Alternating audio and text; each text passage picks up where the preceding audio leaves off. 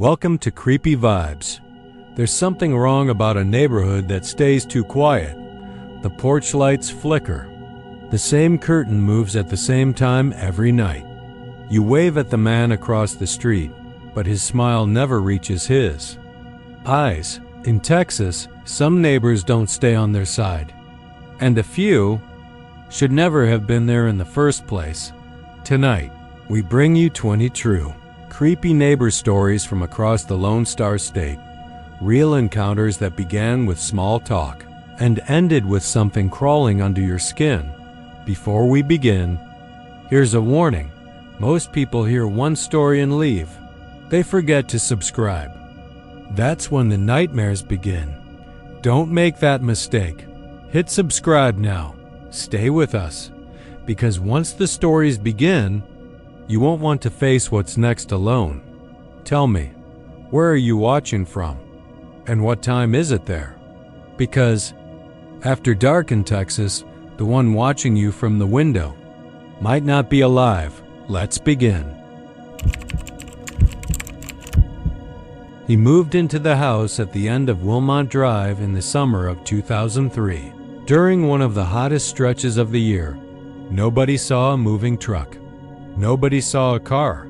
Just one day the for sale sign was gone and a tall, sun-scorched man in a threadbare gray t-shirt and jeans was standing in the front yard, barefoot, watering the dead grass with a green garden hose that hadn't been connected to the spigot in years. The neighbors watched.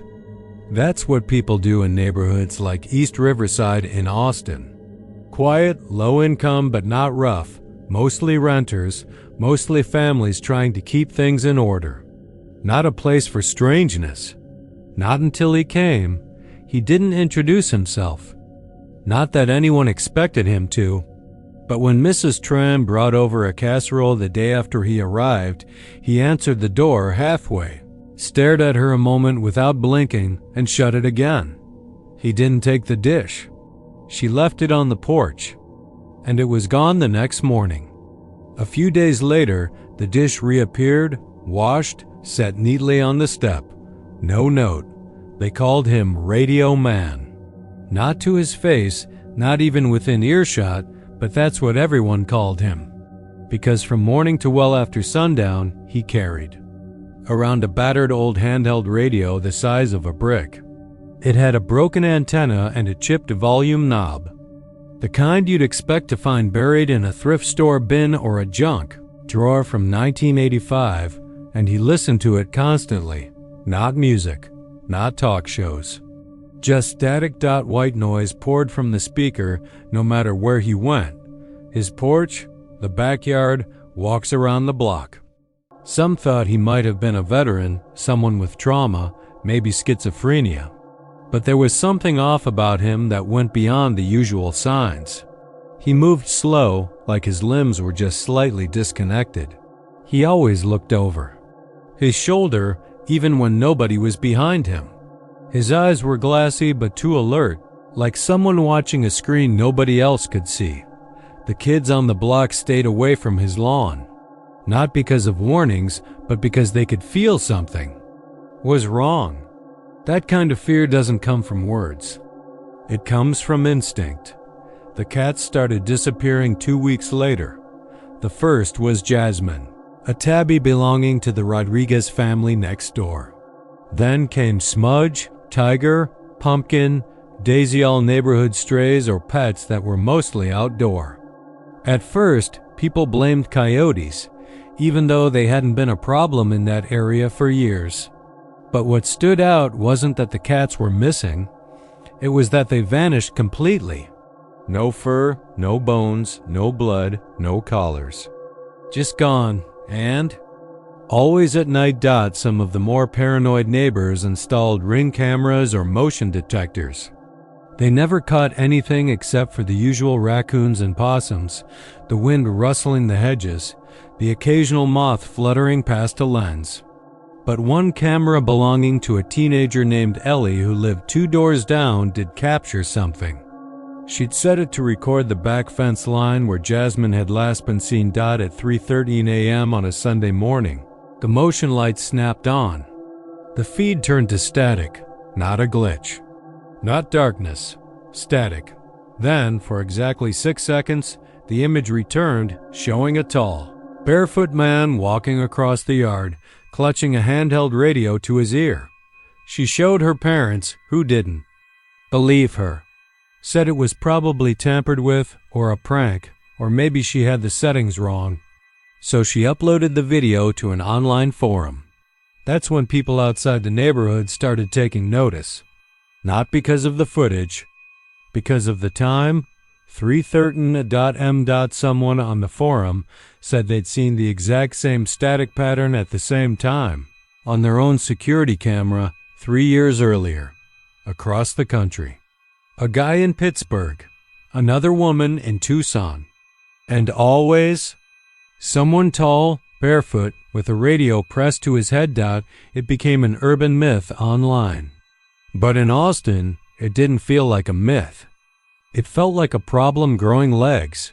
Ellie decided to do something stupid. On a Wednesday night, she left a bowl of tuna in her backyard and waited with her camera pointed at it. She didn't go to bed. She didn't even blink. When the motion light finally flicked on at 3:12 a.m., she stared hard at the viewfinder. Nothing was there. But the tuna bowl was empty. She swore under her breath, grabbed a flashlight, and stepped outside. The air was thick and too still. No bugs, no wind. Just that kind of pressure that builds before a storm. She crept toward the fence, then stopped. The radio sound, it was faint, like a whisper under her feet. She crouched low. The sound was coming from the shed in the neighbor's backyard. Radio man's shed. It was small, rusted red, hidden behind a collapsed lawn chair and overgrown weeds. She crawled up to the chain link and peered through the slats. There was a dim light inside the shed, yellow and twitching like candlelight. The static grew louder. Then she saw something move inside, long, spindly, not quite human. She ran back into her house and locked the door. The next day, Ellie convinced her father to call the police. He didn't believe her about the shed, but he was tired of hearing about missing cats and creepy neighbors. The officers who arrived treated it like a welfare check. Knocked on the front door, no answer. Walked the perimeter, then pried open the shed. What they found inside made one of them vomit. There were no cats, no bodies, just shelves upon shelves of unlabeled cassette tapes. Hundreds of them, stacked in neat rows, some dating back decades. The floor was spotless, like someone had bleached it. The walls were covered in foil and old audio equipment tape decks, receivers, amps, all connected by wires that led nowhere. The police confiscated the tapes. They released no statement to the public. The man was never arrested. They said there was nothing illegal about owning cassettes. The neighbors demanded answers. None came. The next day, Radio Man was gone. No one saw him leave. His car, if he ever had one, was still missing. The house was empty. The shed had been padlocked from the inside. No prints, no sign of forced entry or exit. Just dust, but that wasn't the end of it. One of the officers, Officer Javier Ruiz, took a handful of the tapes home. He was a collector, interested in analog tech. Curious, he played one. It sounded like white noise, but as he adjusted the speed and direction, something else emerged. A voice, faint, distorted, speaking backwards. He spent hours deciphering it. Eventually, he made out a name, his own. He tried another tape. A woman's name, then a date, not a past one. A future one, 3 days from then. The next morning, Officer Ruiz was found dead in his kitchen. No sign of trauma. His eyes were wide open. The radio in his patrol car was still on, playing static. One by one, the neighbors began to leave the block. First the Rodriguezes, then the Trans. Ellie and her family lasted 2 more months. She said she kept hearing the radio late at night, Even with the windows shut and the electricity cut, nobody lives on Wilmont Drive now. The house at the end has been foreclosed 3 times. Each buyer backs out before the closing date. Sometimes, late at night, passing drivers say they see a barefoot man standing on the front lawn, watering the dirt, a radio clutched to his ear. And, in the air, just for a second, you can hear your name whispered under the static. Every summer, the air in Galveston turns thick and clings to your skin like wet wool.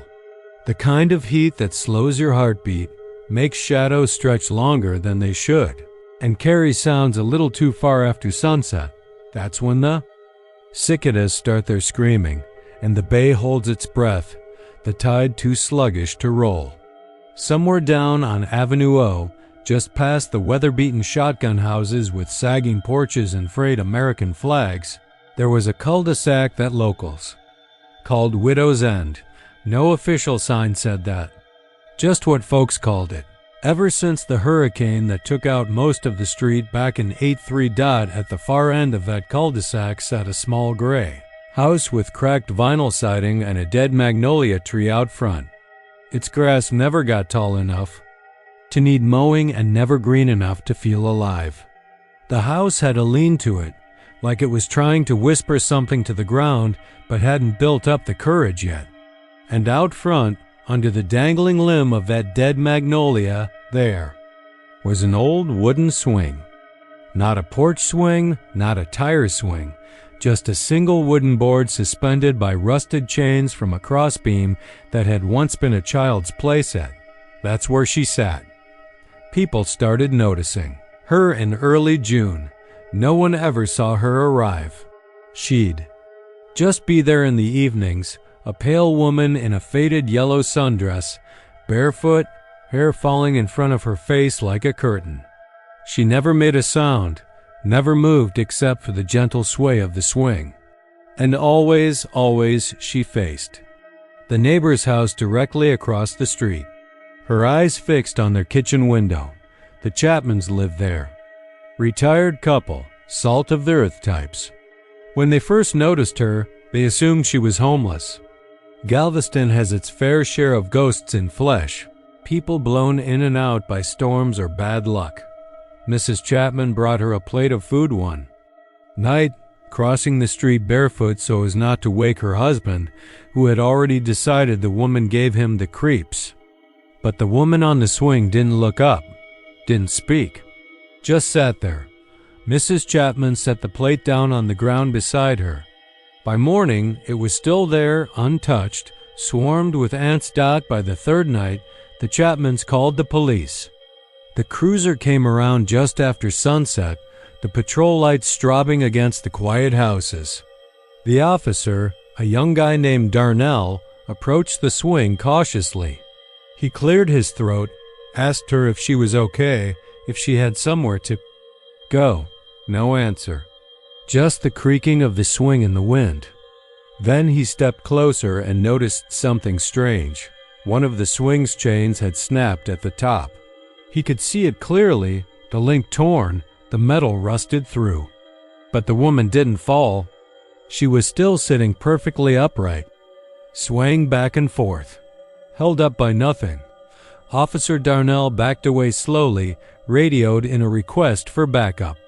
When his partner arrived 10 minutes later, the swing was empty. Just a piece of wood hanging crooked from one good chain and a snapped one dangling beside it. The officers chalked it up to a prank or a heat-induced hallucination. Maybe the woman had slipped off while he wasn't looking. They didn't file a report, but the next night she was back. Same position, same motion, same unwavering stare into the Chapman's kitchen window. Word spread through the neighborhood like wildfire. Kids dared each other to go near her. Dogs refused to walk past that yard. Even the wind seemed to avoid that corner. A few people took pictures, but the photos never came out right. Always blurry, always distorted. One guy claimed she didn't show up at all in his video, just an empty swing swaying back and forth on its own. A week into her appearances, the Chapmans boarded up their kitchen window, just nailed up a sheet of plywood and stopped using that part of the house. Said they felt watched. Not just stared at, but seen, like she could see through their skin into the bad things they'd done decades ago and hoped were forgotten. Real trouble started when someone tried to touch her dot. It was a teenager named Miguel, a smartass with a death wish and a YouTube channel. He strutted up to the swing around midnight, camera on, narrating the whole thing like a ghost hunter. "Hey baby," he said, walking up from the sidewalk. "You need a push?" The woman didn't move. He reached out and touched her shoulder. Started screaming. They found him 2 blocks away, barefoot and incoherent, with bloody drag marks across his back as though something had scraped him with huge nails. He never spoke again. Just sat in a wheelchair, mouth hanging open, eyes darting. Around like he was trying to avoid something, only he could see Dot after that. The neighbors stopped going outside at night. Porch lights went dark. Even the tourists kept clear. The swing kept moving, and she kept appearing. Every night, without fail. Then, about 3 weeks after her first appearance, she vanished. That morning, just after sunrise, Mr. Chapman stepped outside to smoke and found the swing empty. Not just empty, gone. The chains were lying flat on the ground, no sign of the wood plank. And in the dirt beneath where she used to sit were 2 long drag marks. Deep, smooth furrows in the dry soil, like something had been pulled backward by its feet. The drag marks led from the swing across the lawn, through the side yard, and into the shadows between the Chapman house and the one beside it. Then they simply stopped. Nobody knew where they went, no prints, no disturbance to the grass. Just 2 scars in the dirt, and then nothing. After that, things got worse in the neighborhood. 3 houses up, a father drowned his own son in the bathtub. Claimed the boy had been replaced by something wearing his skin. On the next block, a woman buried her husband in the backyard, said his eyes had changed. Said every time he smiled, it felt like knives in her chest. The air in Widow's End turned sour, full of whispers that came from corners and flickering lights. The dead magnolia rotted from the inside, and no matter how many times the city came to cut it down, the crew always got sick before they finished. People moved out. Houses stayed empty. The whole cul-de-sac became a dead zone, a place you drove around even if it added 5 minutes to your trip. Some say the woman still appears in other towns. Other places, always in front of a house with something to hide. Always facing a window. Always swinging gently, even when the wind is still. They say she only comes when there's rot beneath the floorboards, when guilt has soaked into the wood, and they say once you see her, truly see her, something inside you begins to unwind, slowly, quietly, until the only thing holding you together is the fear of what's waiting in the dark, when the swing finally stops. It started with a radio. Not some vintage collector's piece or even something interesting, just a boxy, dust-caked tabletop model from the 1950s that Howard Findlay picked up at a garage sale on the edge of Lubbock. He said the guy was practically giving it away $1. The man behind the folding table didn't say much, just nodded when Howard handed over the bill. The guy's hands were filthy with oil or dirt or something worse, and there was a heavy look in his eyes like he hadn't slept in days.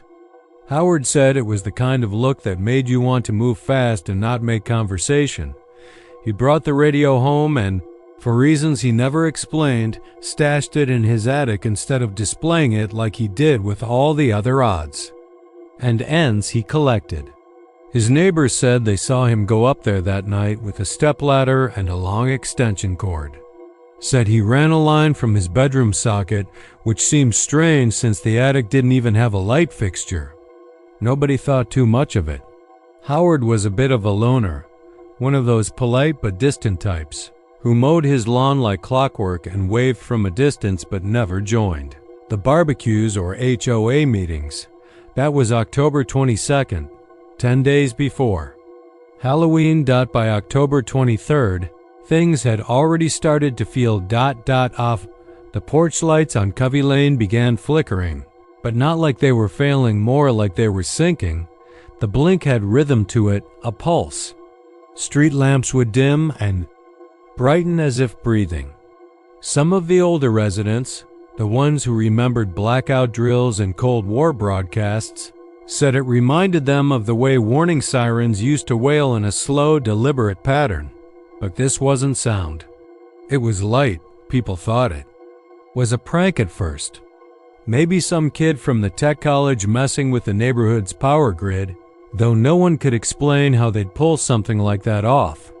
The electrical company came out and ran diagnostics. Everything checked out normal. They replaced a few transformers just to be safe, but the pattern didn't stop. Then it escalated. Around the 26th, porch cameras started dying, not all at once.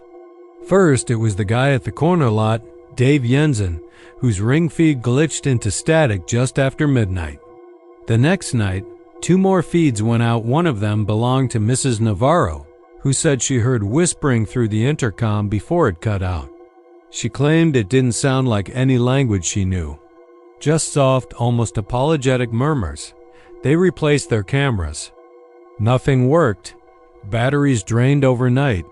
Hardwired systems failed without tripping a single breaker. And every night, the lights blinked more persistently. Some residents recorded rows of suburban houses flashing in sync like they were connected by some invisible conductor, some master signal no one could trace.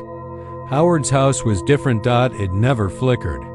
The lights there remained steady, perfectly normal. But they turned on by themselves at dusk, and they turned off at sunrise, even though Howard had vanished.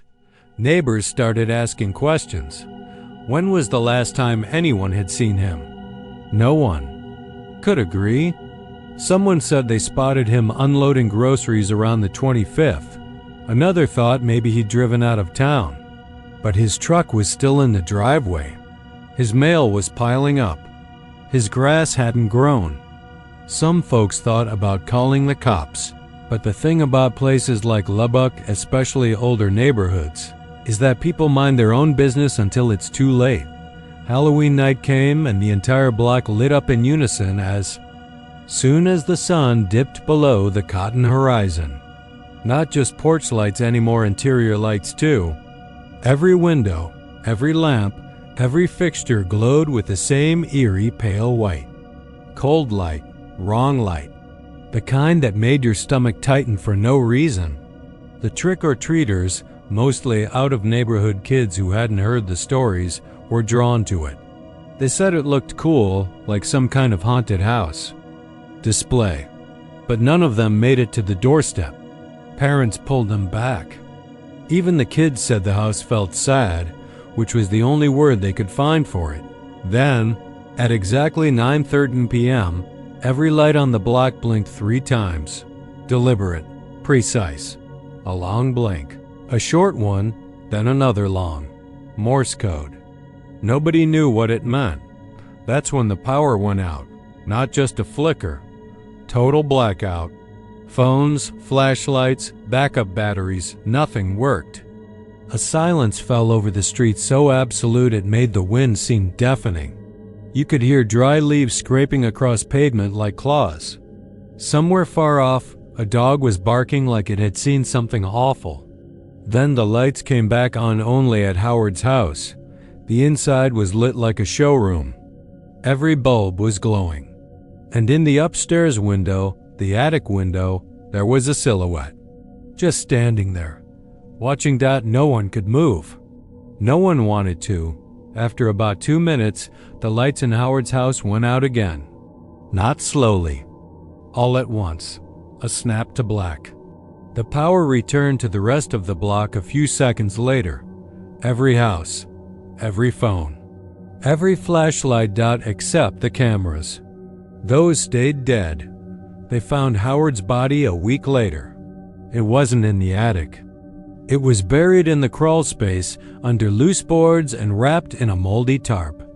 Autopsy said he'd been dead for at least 8 days. Blunt force trauma to the head. No fingerprints. No defensive wounds. Nothing disturbed in the house except the attic. The cops found the old radio plugged into a wall outlet up there, even though the house's power had been shut off after the body was discovered. The radio shouldn't have been working, but when they arrived, it was on, tuning itself. A faint whine, like feedback from a distant signal, played softly through the speaker. They took it in for evidence, but by the time it reached the station, it had gone completely silent. Internal parts melted, like they'd been exposed to intense heat, though the casing was cold. Investigators wrote it off as a fire hazard. Case open but cold. No suspects. No motive. Howard's house was condemned. Eventually the city ordered it demolished. But even now, nobody wants to live on Covey Lane. Especially not on Halloween. Because every year, right at 9:13 p.m., the street lights blink in that same pattern. Long, short, long, and Howard's house just an empty lot now, still. Lights up. From nowhere. Just for a minute. Then black again. Some say it's the radio. That whatever Howard plugged into the walls had nothing to do with music. That it wasn't broadcasting, but listening. And when he powered it on, something answered. Something that understood the language of light. The duplex was older than it looked, and it looked old. Brick facade half worn by Waco heat, the mortar crumbling like stale bread. Shutters half hanging, sun-bleached and warped. It stood hunched on the corner of 12th and Spate, set back from the road like it was ashamed of itself. Melissa didn't care. She needed cheap, and this was cheap. Quiet too until the creaking started. It began on a Tuesday around 3:20 a.m., not loud, just persistent. A low groaning sound beneath her bed, as if the wood had grown bones and was trying to shift. She thought it was the wind, or maybe a raccoon under the house. Waco had all kinds of critters that came out once the streets went still. She rolled over and went back to sleep. The next night it came again, this time louder, more deliberate, like footsteps under her floor, slow, heavy, dragging. She sat up and listened. It was coming from the wall that connected to the vacant unit next door. Her neighbor had left last weekend, a middle-aged man named Mr. Leary who always wore khaki cargo shorts and muttered to himself when checking the mail. The landlord said the unit would be empty for at least a month, renovations. Just plumbing stuff, he'd told her. Nothing major. Melissa pressed her ear to the wall. Silence. Then a sound brief, sharp, like something scraping metal. The next morning she knocked on the neighbor's door, just to be sure. No answer. She peered through the window. The curtains were drawn, but not all the way. Inside she could make out a few boxes, one of them overturned and a strange black stain on the floor. Like oil or something thicker. She told herself not to worry. Old houses made noises. Pipes, maybe. Maybe the foundation was settling. It was Texas, after all. Nothing stayed still in the heat. But Thursday night, it got worse. Melissa was brushing her teeth when the light above the mirror flickered, then dimmed. She glanced up at it, halogen, new bulb, and in that second, she heard the creak again, longer this time, followed by something else. A voice. It wasn't loud. It wasn't even a full word. Just a low utterance, like someone breathing through clenched teeth. A syllable that wasn't quite her name, but close enough to make her gut tighten. She stood still, toothbrush hanging from her mouth, staring into the mirror as the noise came again. It was under her, or next to her, or inside. The wall. She slept on the couch that night, wrapped in a fleece blanket, TV playing low. Sometime around 2:45 a.m., the sound came again. This time it was closer. The next day she called the landlord. Voicemail.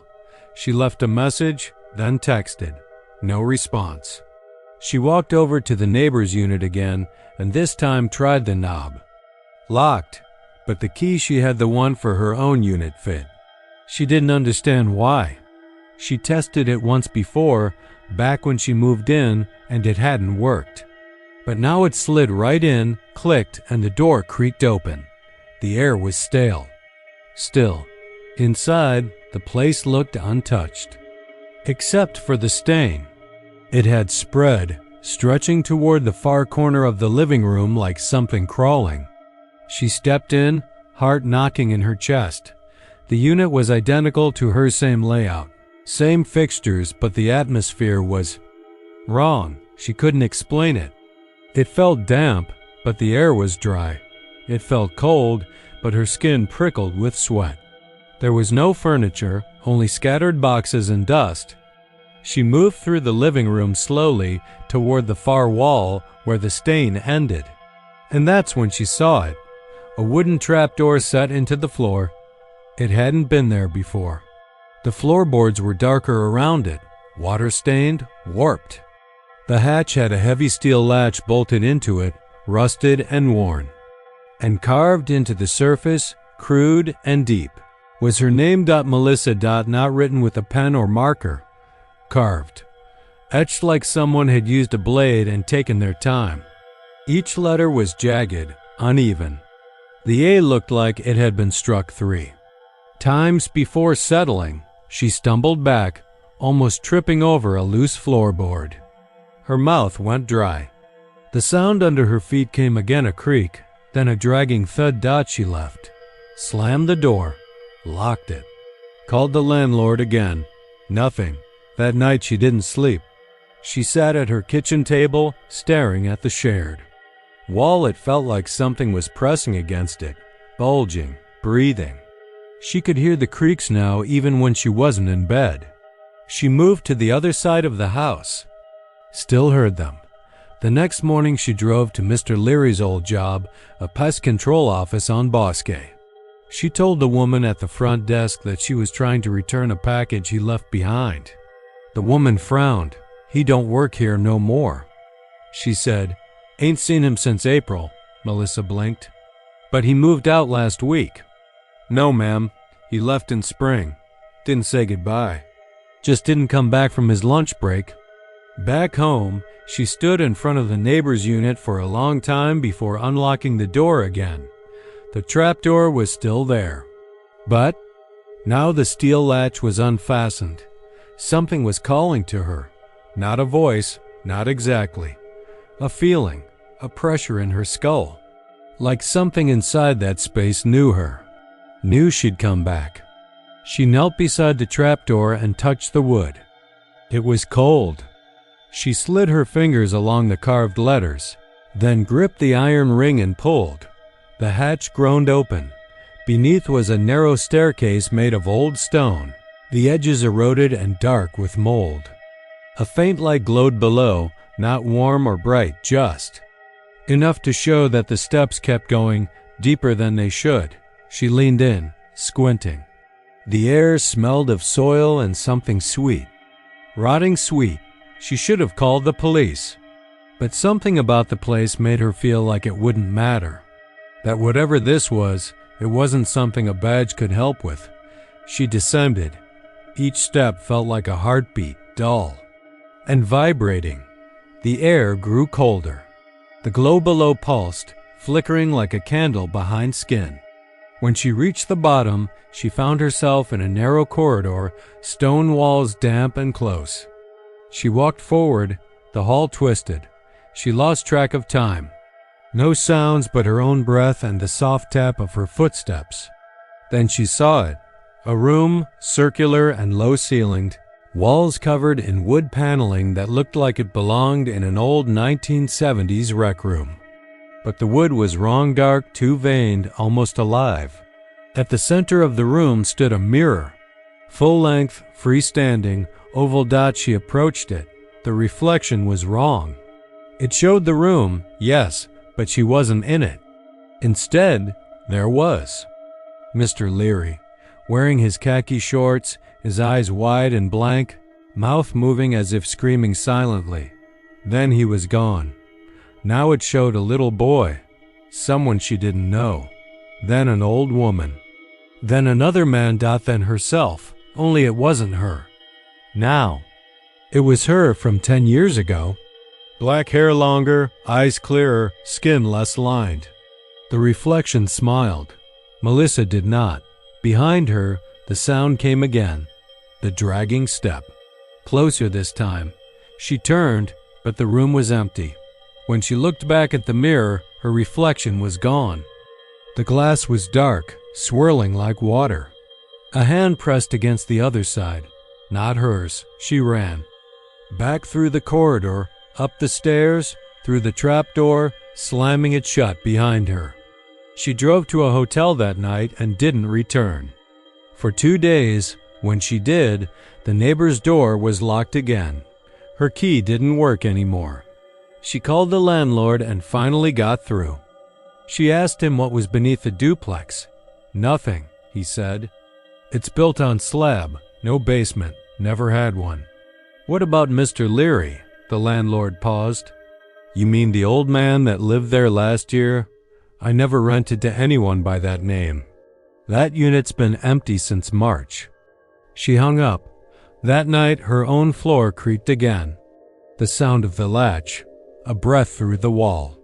And when she went to bed, the dream came not quite a dream, more like a memory she didn't remember having Dot in it. She was standing at the bottom of the stairs again, the mirror in front of her, but this time she wasn't alone. There were voices all around, whispering her name, and behind her, the basement door slowly shut itself. From the inside, they moved into the house on Cotton Ridge Road at the start of summer. Tyler, Texas had just begun to sink into the thick heat of July, and the cicadas buzzed like unseen wires strung too tight. The house had sat vacant for nearly 8 years. After the previous owner, an elderly widow named Mrs. Dobbins, passed away alone in her bed. Folks in the neighborhood remembered her fondly, said she'd kept to herself mostly, but always waved from the porch and left peanut brittle on Christmas Eve. After her death, no one wanted the house. Too many creaks, too dark inside, and the crawl space had a stink that didn't come from mold or rot. Not exactly. Then the new couple came, Charles and Melinda Voss. Young, polite, neat. No children. That was the first thing they told Mrs. Laney. Next door, when she brought over a lemon pie. Just the two of us, Melinda said, with a strained little smile and eyes that didn't quite meet hers. We liked the quiet. For the first few weeks, it was as if they weren't even there. The car was always in the driveway, but no one ever saw them come or go. No music, no TV, no backyard barbecues. Just the blinds drawn tight and the porch light flickering at odd hours. Sometimes glowing at 3 in the morning, sometimes not. Even on after sunset. And then came the running. At first, Mr. Laney thought it was raccoons or an armadillo under the house. Their dog, Toby, would sit at the edge of the yard and growl low in his throat, the fur along his spine bristling like brush wire. But there was something wrong about the sound. It wasn't the quick, scratching shuffle of an animal. It was too rhythmic, too bipedal. Every night around 1:30, sometimes later, sometimes earlier, there'd be a light thump, thump, thump, fast and urgent, like small bare feet pattering along the narrow stretch beneath the house.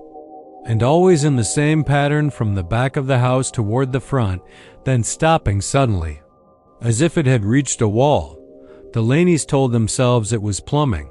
Houses creak. Maybe a possum. Maybe the new couple had a dog and didn't want to say, but it kept happening. Every night. Then, one humid Saturday afternoon, the sound changed.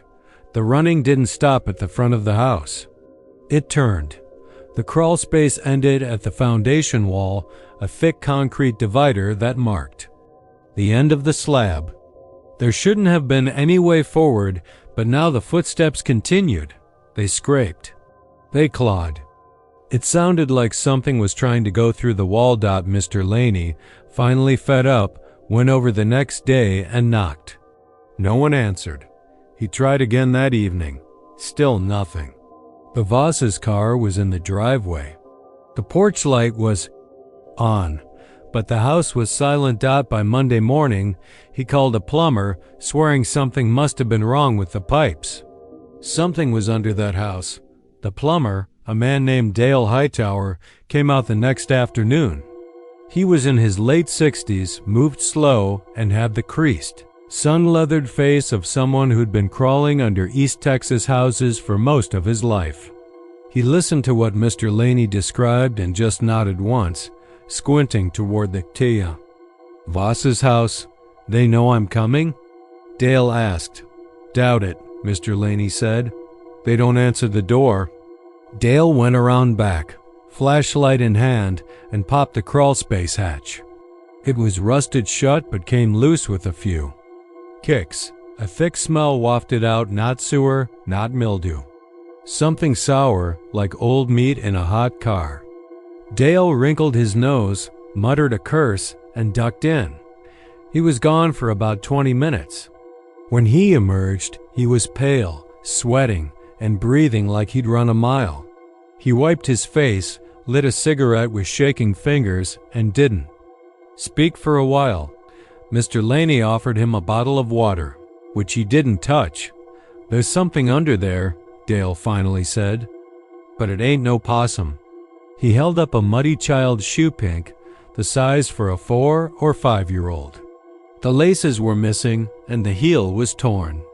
He said he'd found it sitting beside an old milk crate, tucked way up into the farthest corner of the crawl space. Beside the crate were scratch marks. Not just in the dirt, but in the concrete. Deep ones. I don't know what kind of game they're playing, Dale said, glancing nervously at the dark windows of the Voss's house. But that ain't right. That night, the Vosses left. No moving truck, no goodbyes. Just gone, sometime between midnight and dawn. The car was gone by sunrise. The porch light still flickered on for a few nights afterward, but no one was home. The house sat empty again. A week later, kids in the neighborhood dared each other to peek under the crawl space. No one stayed long. One boy claimed he saw a pale face in the dark, smiling up at him.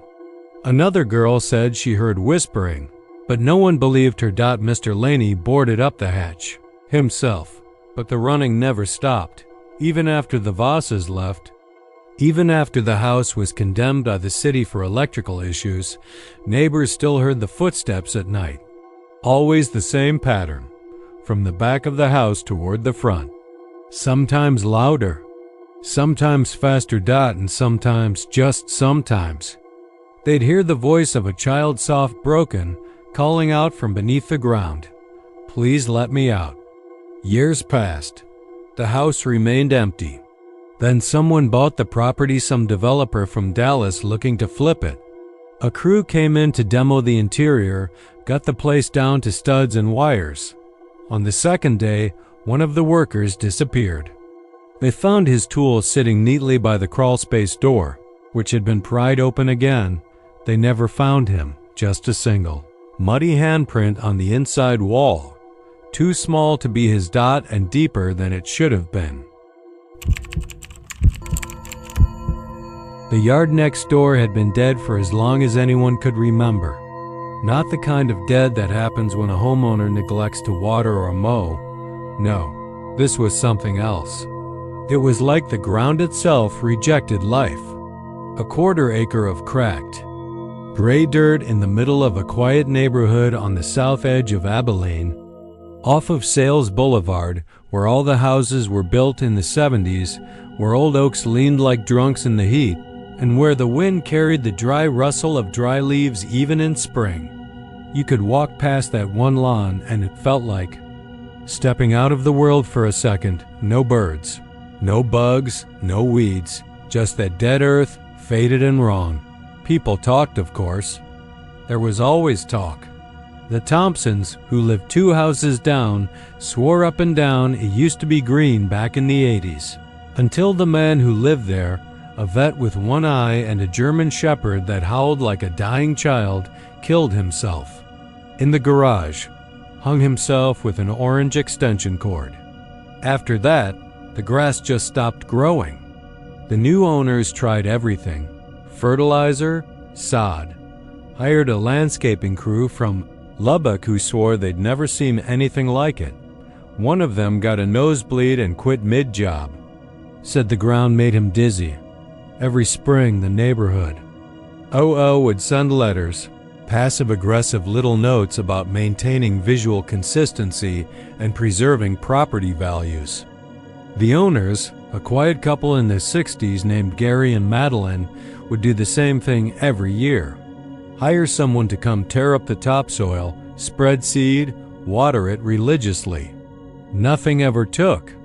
By July, the yard looked the same, cracked and bone-dry, like something out of a Dust Bowl photo. Eventually, everyone just stopped asking, but we noticed. Especially in the summer, when the heat sank in like teeth, and even the cicadas refused to scream over that yard. There was a feeling to it, like the dead air inside a church basement, a weight you couldn't name. I was 17 the summer my cousin Jace decided to dig it up. He was staying with us for the month because his mom had a new boyfriend in Amarillo and didn't want to bring her kid around just yet. Jace was one of those kids who always needed to poke at things, always looking for the edge of the world, for whatever adults didn't want him to see. He'd been watching that yard since the day he arrived. Said it made his teeth itch. At first, he joked about burying something in it, a fake skeleton, maybe a speaker to play weird sounds at night. Just dumb teenager stuff. But then, one night around midnight, when the house was quiet and my folks were asleep, he grabbed a shovel from the garage and told me he was going to find out what was wrong with the dirt. I followed, of course. We slipped through the side gate and across the alley to the neighbor's backyard, which was just as dead as the front, maybe more so. No lights, no curtains in the windows. The house always looked like it was empty, even when Gary and Madeline were home. The whole place felt frozen, like time passed slower there. Jace jammed the shovel into the dirt with a grunt. It didn't give easily. The soil was dry, compacted like stone. But he kept at it, sweat pouring down his back even in the warm night. I just watched, too nervous to help. He made maybe a foot of progress before the shovel struck something that rang like steel. Not a pipe, not hollow. It echoed thick and wrong, like hitting the hull of a sunken ship. He knelt down and started clawing at the dirt with his hands, brushing it away fast and frantic. I started saying maybe we should stop, maybe we were going too far. He didn't even look at me. I think something had locked onto him. Something deep and old. Within minutes he'd uncovered it. A metal hatch, round and flat, almost like a manhole. Cover, but set with a little rusted handle. No markings. No hinges. Jace grinned like he'd found buried treasure. He yanked it open. Beneath was a hole. Not a pit, not exactly. A set of concrete steps spiraled down into darkness. No light, no smell, nothing. Just cold black, like the mouth of a cave. "I'm going down," he said. "You're not. Don't be a pussy." He was already halfway in before I could argue more. He stepped onto the first stair, then the second. I was still whisper shouting at him when he hit the third. That's when he screamed. Not a yell of pain. Not a startled noise. It was this long, ragged, tearing scream, like his throat was being peeled open from the inside. I saw him grab his face, stumble back, blood pouring from his eyes and nose. He collapsed in the dirt, curled into a ball, shaking. I grabbed him, tried to pull him up, but he was heavier than I remembered. Like gravity had doubled around him. We left the shovel. Hauled him back to our house, my arms wrapped around his chest, his blood soaking my shirt. I didn't sleep that night. Neither did my parents. Jace couldn't talk, couldn't eat. We took him to the E the next morning, and they said he'd suffered a seizure, caused a hemorrhage behind the eyes. They kept asking about drugs, about what he might have taken. I didn't say a word about the hole. Neither did he. He never spoke again. His mom came down a week later and took him back to Amarillo. I only saw him once after that. A year later, he was in a wheelchair, eyes filmed over white like milk. He flinched when I said, "Hello, Dad." Gary and Madeline moved out 3 months after the incident. Left in the middle of the night. The house sat empty for 2 years. Eventually it sold cheap. A young couple moved in, and the guy, some big burly contractor, decided he was going to fix the lawn first. He tore it up with a backhoe, got about 4 feet deep before he stopped. Claimed he found old utility lines, covered it back up. Never spoke to anyone again. The couple left by Christmas. Every spring after that, the grass still refused to grow. People came and went. Realtors, inspectors, nobody stayed. There were whispers about a family dog that dug too deep and came back sick and skeletal. About a kid who climbed the backyard fence and vanished. This summer, 15 years since Jace's breakdown, I went back. I don't know why. Maybe it was guilt. Maybe I needed to know if it was still there. The house was for sale again. The front lawn just as dead. I parked a block away and walked over after dark, carrying nothing but a flashlight and a pair of gloves. The dirt still cracked like pottery under my boots. I found the spot easily, like the ground remembered. I didn't have to dig.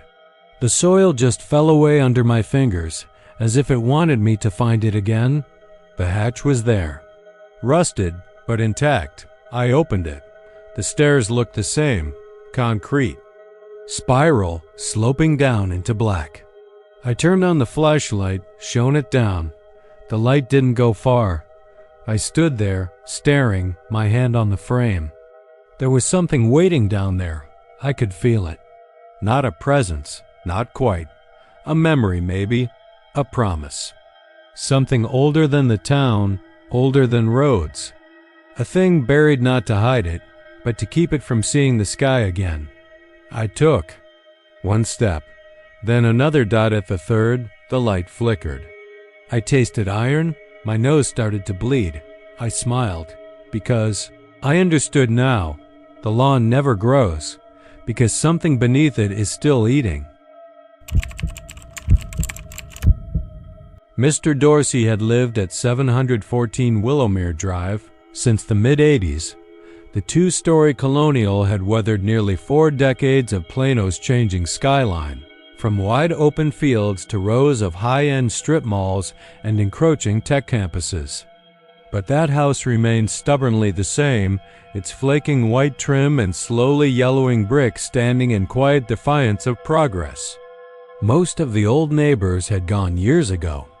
Only the house remained, and Mr. Dorsey in it, alone. Tess and Marcus moved into the house across the street on a hot afternoon in late June, sweating through their shirts as they lugged boxes from the U-Haul into the tan 1-story ranch with the new gutters and smart doorbell. First-time buyers, married just under a year, still hopeful and polite in that slightly brittle way that suggested they hadn't quite figured out how often to fight yet. The neighborhood was quiet, mostly older folks with manicured lawns and neat hedges, and a couple houses that seemed to be waiting on death, either of the owner or the structure itself.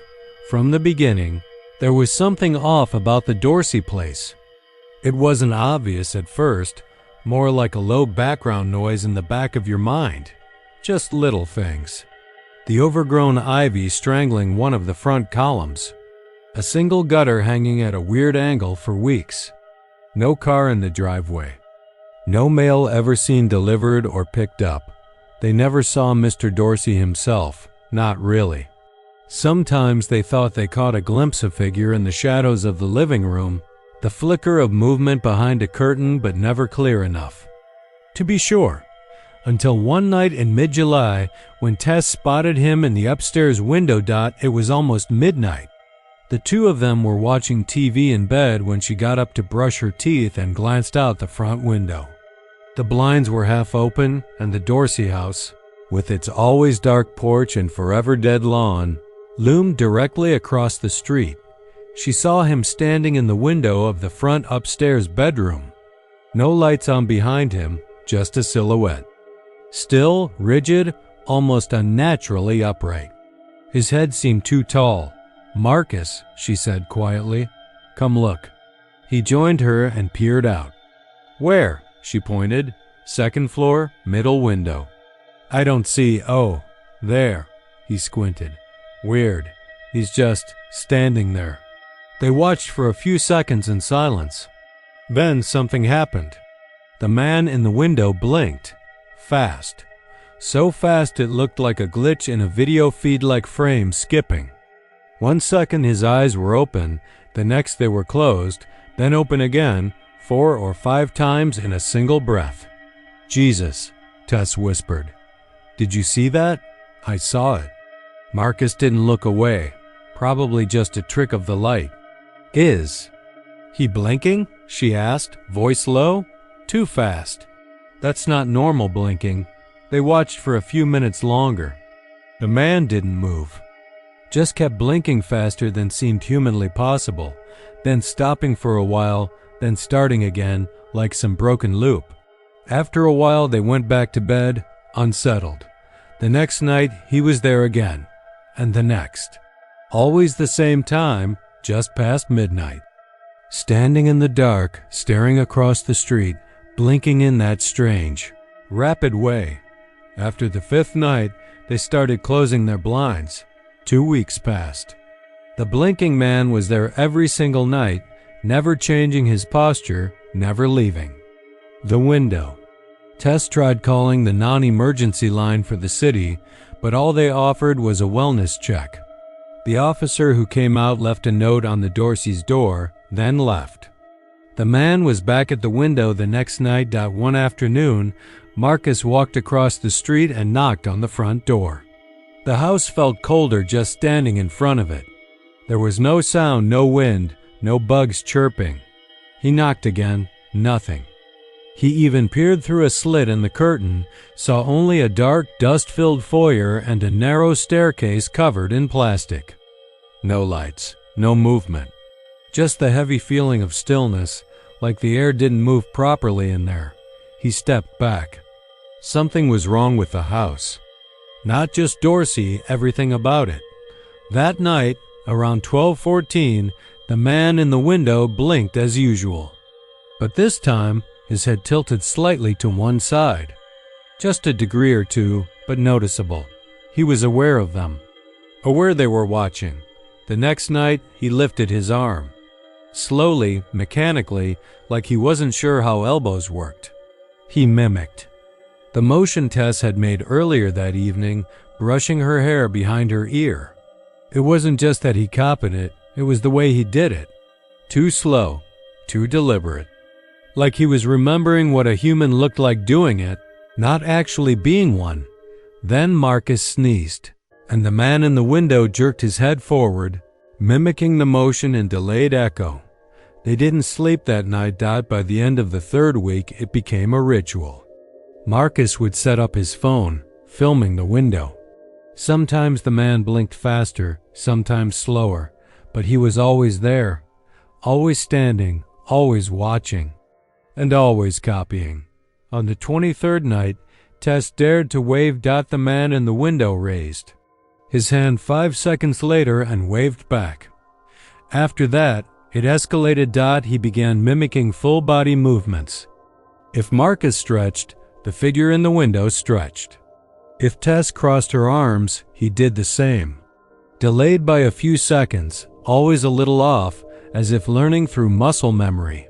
One night, Marcus dropped a glass on the floor and knelt to clean it up. Across the street, the man slowly crouched, bending at the knees with an unnatural stiffness, as if the joints resisted him. His arms hung limp at his sides. He crouched and just stayed that way. The next morning, he was still in the same position. They stopped looking out the window after that dot, but it didn't help. They heard him now. Not footsteps, but sounds faint tapping at night, like someone rapping on glass with their fingernails. Always faint. Always at the edge of perception. Tess tried recording it, but playback was silent. One night in early August, Tess woke up gasping. Marcus flicked on the lamp. Her eyes were wide, darting around the room. "He was in here," she whispered, "right there, standing by the closet." "There's no one here," Marcus said, trying to stay calm. "Just a dream." But he felt it too. A coldness lingering in the room, too precise to be explained by air conditioning. 3 nights later, Marcus came home from work and found Tess staring out the front window, crying. "He's not in his window," she whispered. Marcus looked. The window was empty. For the first time in over a month, the man wasn't there. That night, neither of them slept. They locked every door, every window, even pushed the couch in front of the front door. But the silence was unbearable. The house felt wrong. Like they weren't alone. At exactly 3:09 a.m. Their bedroom window shattered from the inside. Glass blew outward into the night, and the cold that rushed in wasn't natural, it felt alive. Marcus turned on every light in the house. There was no sign of forced entry. Nothing in the room. But Tess was gone, just gone. The police found no trace of her. No fingerprints, no blood, no signs of struggle. It was like she had vanished. Marcus told them everything. The man in the window, the blinking, the mimicking, the tapping, the night of silence. They thought he was grieving. Delusional. They never checked the Dorsey house. No one has seen Mr. Dorsey in years. His property taxes are paid automatically. No next of kin. And every night, when Marcus comes home, he looks across the street. The man is back. Blinking. Now he mimics Marcus alone. When Marcus cries, the figure weeps too. When he screams, the figure's mouth opens soundlessly. Sometimes in the middle of the night, he hears Tess's voice, faint and pleading, behind the bedroom walls. And once, just once, when he looked too long into the window and blinked, just a single natural blink, he saw the figure suddenly close the distance by several feet. It's waiting for the last blink. The first time I smelled it, I was sitting on the back porch drinking warm Sprite and watching the neighborhood kids tear around the cul-de-sac like dogs off leash. It had rained earlier, that kind of oily drizzle San Antonio gets in September, where the heat doesn't go away, it just clings harder. The air was heavy, smelled like wet cement, chinaberry leaves, and something else. At first, I thought it was a trick of memory, that weird smell of the past crawling up your nose when you're not thinking too hard. But no, it was lavender, soft and old, but persistent. The kind they used to press into handkerchiefs or line inside cedar drawers. My grandma wore it sometimes. But more recently, so had Mrs. Ellory. She lived next door in that pale yellow house, with the green trim, the one with too many wind chimes and a dying rose bush out front. She had been dead 3 weeks by then, and the house was supposed to be empty. Her nephew from Austin came by once, grabbed a few things, and stuck a foreclosure sign in the yard. He never came back. Nobody did. Except that smell. I asked my mom if she noticed it. Honey, she probably just wore too much of it. That old lady perfume gets in the drywall, she said, not looking up from her laptop. Let it air out. But it wasn't getting weaker. If anything, it was getting stronger. By the following Tuesday, the lavender was leaking from places it shouldn't. From our vents, behind our fridge, even from the goddamn electrical outlets. My brother Drew plugged in his Xbox one morning and gagged so hard he puked on the carpet. He swore he saw something flicker behind the outlet, a blink of something gray and papery, like skin caught in wires.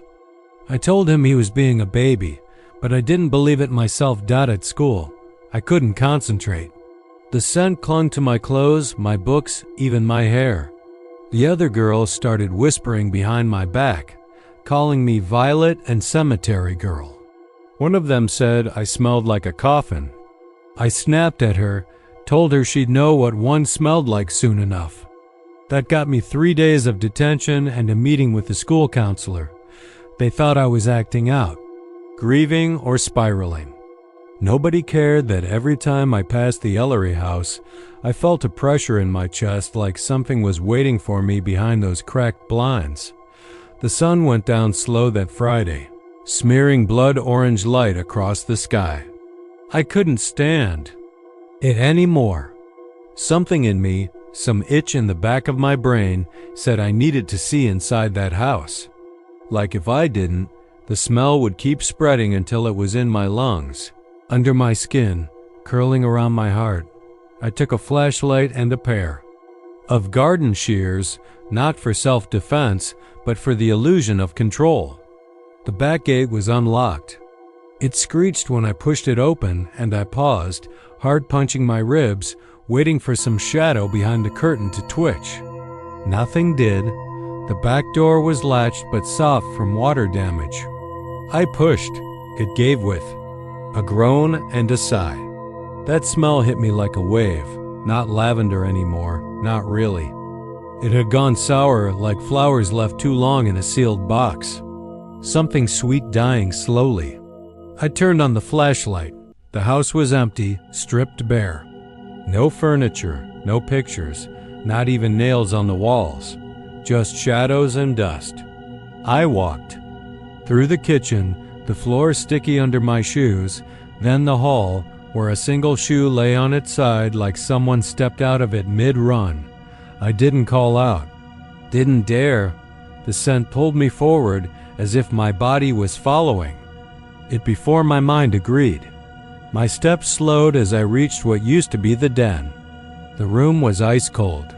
My breath showed in the beam of my flashlight. There was only one thing in the room. A chair. A straight-backed wooden chair sitting in the center like it had been posed. There, on the seat rested a small glass bottle, antique, the kind with a silver atomizer and etched flowers curling around the base. It was full, pale purple liquid glowing faintly in the dark. On the wall behind it, written in something dark and oily, were the words, "She wears what you fear." My skin tightened like it was trying to leave my bones. I felt a tremble deepen. My stomach, not like fear, but like recognition. I stepped closer. The perfume bottle pulsed slightly, like something was breathing inside it. I should have left. I should have run. But my hand reached out. I don't remember deciding to. It just moved. As I got closer, I noticed something else. The air around the bottle was rippling, like heat rising off asphalt, except cold. I could hear something too. Not a voice, not exactly, but a whispering shuffle, like dry feet sliding across tile. I picked up the bottle. The second my fingers touched the glass, the chair jerked back on its own legs with a snap. The door behind me slammed shut. The flashlight blinked and died. I stood in darkness, and the scent, that awful lavender rot, bloomed until it filled my entire head. Then I saw her. She didn't walk into the room. She was already there, in the corner. I hadn't seen her because she didn't move like a person. Her joints bent wrong. Her face, it wasn't decayed or grotesque. It was worse. It was perfect. Too perfect. Ageless, smooth, as if she'd edged. Never blinked or frowned a day in her life. Her lips were painted lavender. Her eyes were open and too wide, glassy and wrong. She opened her mouth. She didn't speak. She exhaled a long, cold breath that smelled exactly like the bottle in my hand. The scent of something hidden in closets, behind mirrors, under beds. It hit me and I saw things, images, memories, or dreams I still don't know. my mother screaming at an empty crib, my brother bleeding from the eyes, pointing at the outlet. A dark lake with something rising from it, all white limbs and no face. I dropped the bottle. It didn't shatter. It bounced once and sat upright. Steady. She moved toward it. She didn't walk. She hovered, toes just grazing the floor, her dress whispering like moth wings. She reached for the bottle and, with a slow grace, lifted it. To her throat, she pressed the sprayer once. A small hiss. The scent thickened. She turned to me and smiled. "You'll wear it next," she said, but her lips didn't move. The words came from the walls, from the vents, from inside me. I don't remember leaving the house. I came to on my front lawn, heaving, my skin soaked with sweat and something sticky that smelled faintly floral. My mother was inside, crying. On the phone, she said I'd been gone for hours. The police came, and I told them nothing. Just that I got curious and broke in. They didn't even go inside. Said the place was falling apart and unsafe. 2 days later, the house burned down. Nobody knew how. Fire marshal blamed an old breaker box. But the flames didn't spread. Not to the grass, not to the trees, not even to the fence. Just the house. Gone in a night, but the smell never left. It stayed on my skin, in my clothes, even in the cracks of my room. I could smell it every morning when I woke up. I still do. Sometimes I find drops of that pale purple perfume in strange places. The bathroom sink, my shoes, once inside a peanut butter jar I hadn't opened. And sometimes, when the air's still, I see her. In the mirror, in the hallway, in the reflections. Of my eyes, she doesn't move. Just stands there. Watching. Waiting. Because she was right. I do wear it now. Every Sunday at 3:33 a.m., like clockwork, the scream came crawling through the walls of the duplex complex off Alameda Avenue in El Paso, Texas. It was a small horseshoe-shaped arrangement of 6 units, with dried-out lawn patches between sun-baked stucco walls. The place had been built in the 70s, and it looked at peeling tan paint, rusted railings, and a sagging carport with oil stains older than most of the residents. People came and went. Rent was cheap. Utilities included. No one asked to. Many questions. Except for the scream.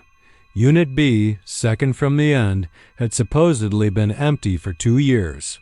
No tenant on file, no furniture visible through the tilted blinds, and no water or electric service registered with the city since late 2023.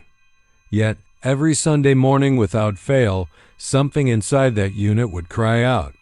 Not a scream in the way you'd expect, not a cry of pain or terror. It didn't have human rhythm. It was flat and stretched, like a sound played back on half-dead batteries. It started high, dropped low, and then tapered into a mechanical groan that made your skin itch, like it was passing through your bones rather than your ears. Angela Ruiz, who lived in Unit A with her teenage son, had been the first to report it. She called the landlord, a local guy named Ernest Davila, who showed up one afternoon with bolt cutters and a grumble about pranksters. Angela stood on her porch and watched as he unlocked the rusted gate to Unit B, muttered something under his breath, and pushed the door open. He didn't go inside. Didn't even set a foot over the threshold. After a moment of staring into the darkness, he stepped back and locked it again. "It's empty," he said flatly. "Bunch of old junk. Maybe some raccoons got in the walls. Nothing to worry about." But the scream didn't stop. Angela moved out 6 weeks later. By fall, half the tenants had left. Those who stayed kept their radios on Saturday nights, drank heavily, or simply convinced themselves that the desert heat and insomnia were playing tricks on them. A few tried calling the police, but by the time any cruiser made it over, the noise had stopped. Always stopped. Always at 3:34 a.m., like someone had flipped a switch. 1 minute of something unnatural, and then silence. I found out about the Sunday Screamer in November, just after Thanksgiving. When I moved into Unit D, I was broke, unemployed, and back in El Paso after nearly 10 years away. The city felt like a ghost of itself, dustier, quieter, and somehow older. I was looking for a place close to my brother who lived on the east side, and Ernest's listing had popped up on Craigslist. 1 bed, 1 bath, $475. Month-to-month lease. The place smelled like mothballs and expired Raid when I moved in. Cracks in the drywall, brittle carpet. I figured I'd stay a couple of months tops. I met Ernest once to sign paperwork. He was jittery, twitchy, with a sun-spotted face and eyes that looked past you when he talked. When I asked about the other units, he said only 3 were occupied. Folks come and go, he muttered. Nothing keeps him long. He didn't mention Unit B. I didn't ask. Not then. The first Sunday I heard it, I was half asleep on the couch with the TV flickering. I didn't even realize it was real at first. It came in like a warped signal, like a cassette being chewed by a dying Walkman, rising and falling, disjointed, flat, but wrong. It didn't feel like it belonged to this world. My breath caught halfway down my throat. It made my molars ache. Stood, barefoot, and opened my front door. Cold desert air hit my face. The duplex yard was dim, lit only by the security lamp near the carport. I looked toward Unit B. The window blinds trembled slightly, though the air was still. The scream reached its final, dragging note and then stopped. No fade-out. No echo. Just off. Like someone had cut the sound wire. I stood there for another minute, watching, trying to convince myself it was a dog. Or a boiler. Or hell, even a prank like Ernest had said. But I didn't believe that. The next morning, I knocked on the unit next to me, Unit C. A man in his 40s answered. Balding, eyes ringed with shadows, dressed in a tattered bathrobe. Name was Tomas. He didn't bother pretending he didn't know what I was asking about. It's been going on since I moved in, he said. 2 years now, every Sunday. Have you been inside? He shook his head quickly, like I'd asked if he wanted to stick his hand in a blender. Ernest won't open it. Says it's empty. Says he cleaned it out himself. But that's bullshit. Why? Would he lie? Tomas hesitated, then stepped onto the porch with me, his eyes locked on the door to Unit B, because whatever's in there doesn't care if there's walls between us. I tried to press him, but he clammed up after that. I didn't blame him. Over the next few weeks, I started paying closer attention. I stayed up late on Saturdays, kept a recorder running. I measured the duration of the scream, always exactly 60 seconds. I checked the weather, the power grid. I even tried to record it, but nothing ever came through. My phone's mic would catch a burst of static, then flatline. Once, I played back the audio, and the waveform showed silence. But when I listened, I heard my own voice muttering something I didn't remember saying. That was the last time I tried recording. On December 9th, just past midnight, I saw movement at Unit B. A light flickered on behind the curtains. Not bright, dim, and orange, like an old nightlight or a candle. I stepped out, crept closer. Number. Sound. The front door was shut, padlocked, same as always. I stood there staring at it, heart hammering. Then, at exactly 3:33, the scream began louder this time. Sharper, like it was clawing its way through the drywall. I swear to God. The porch light above the door blinked in rhythm with it. The following morning, I drove to the public records office downtown and pulled up everything I could on the property. The last tenant in Unit B was a man named Hector Samuels, who'd moved in late 2023. There was no move-out record, no forwarding address. Just a final service cancellation in January 2024. After that, nothing. I asked around and eventually Found someone at the water department who said the service had been terminated because of excessive backflow. I didn't know what that meant until I looked it up. It meant something had flowed backward through the pipes. I started staying elsewhere on Saturday nights at my brother's, or in my car parked at Scenic Drive overlooking the lights of Juarez. But I kept returning. I couldn't stay away. It felt like something was pulling me back toward Unit B, like the scream had gotten under my skin. On New Year's weekend, Tomas disappeared. No one saw him leave. His door was locked from the inside.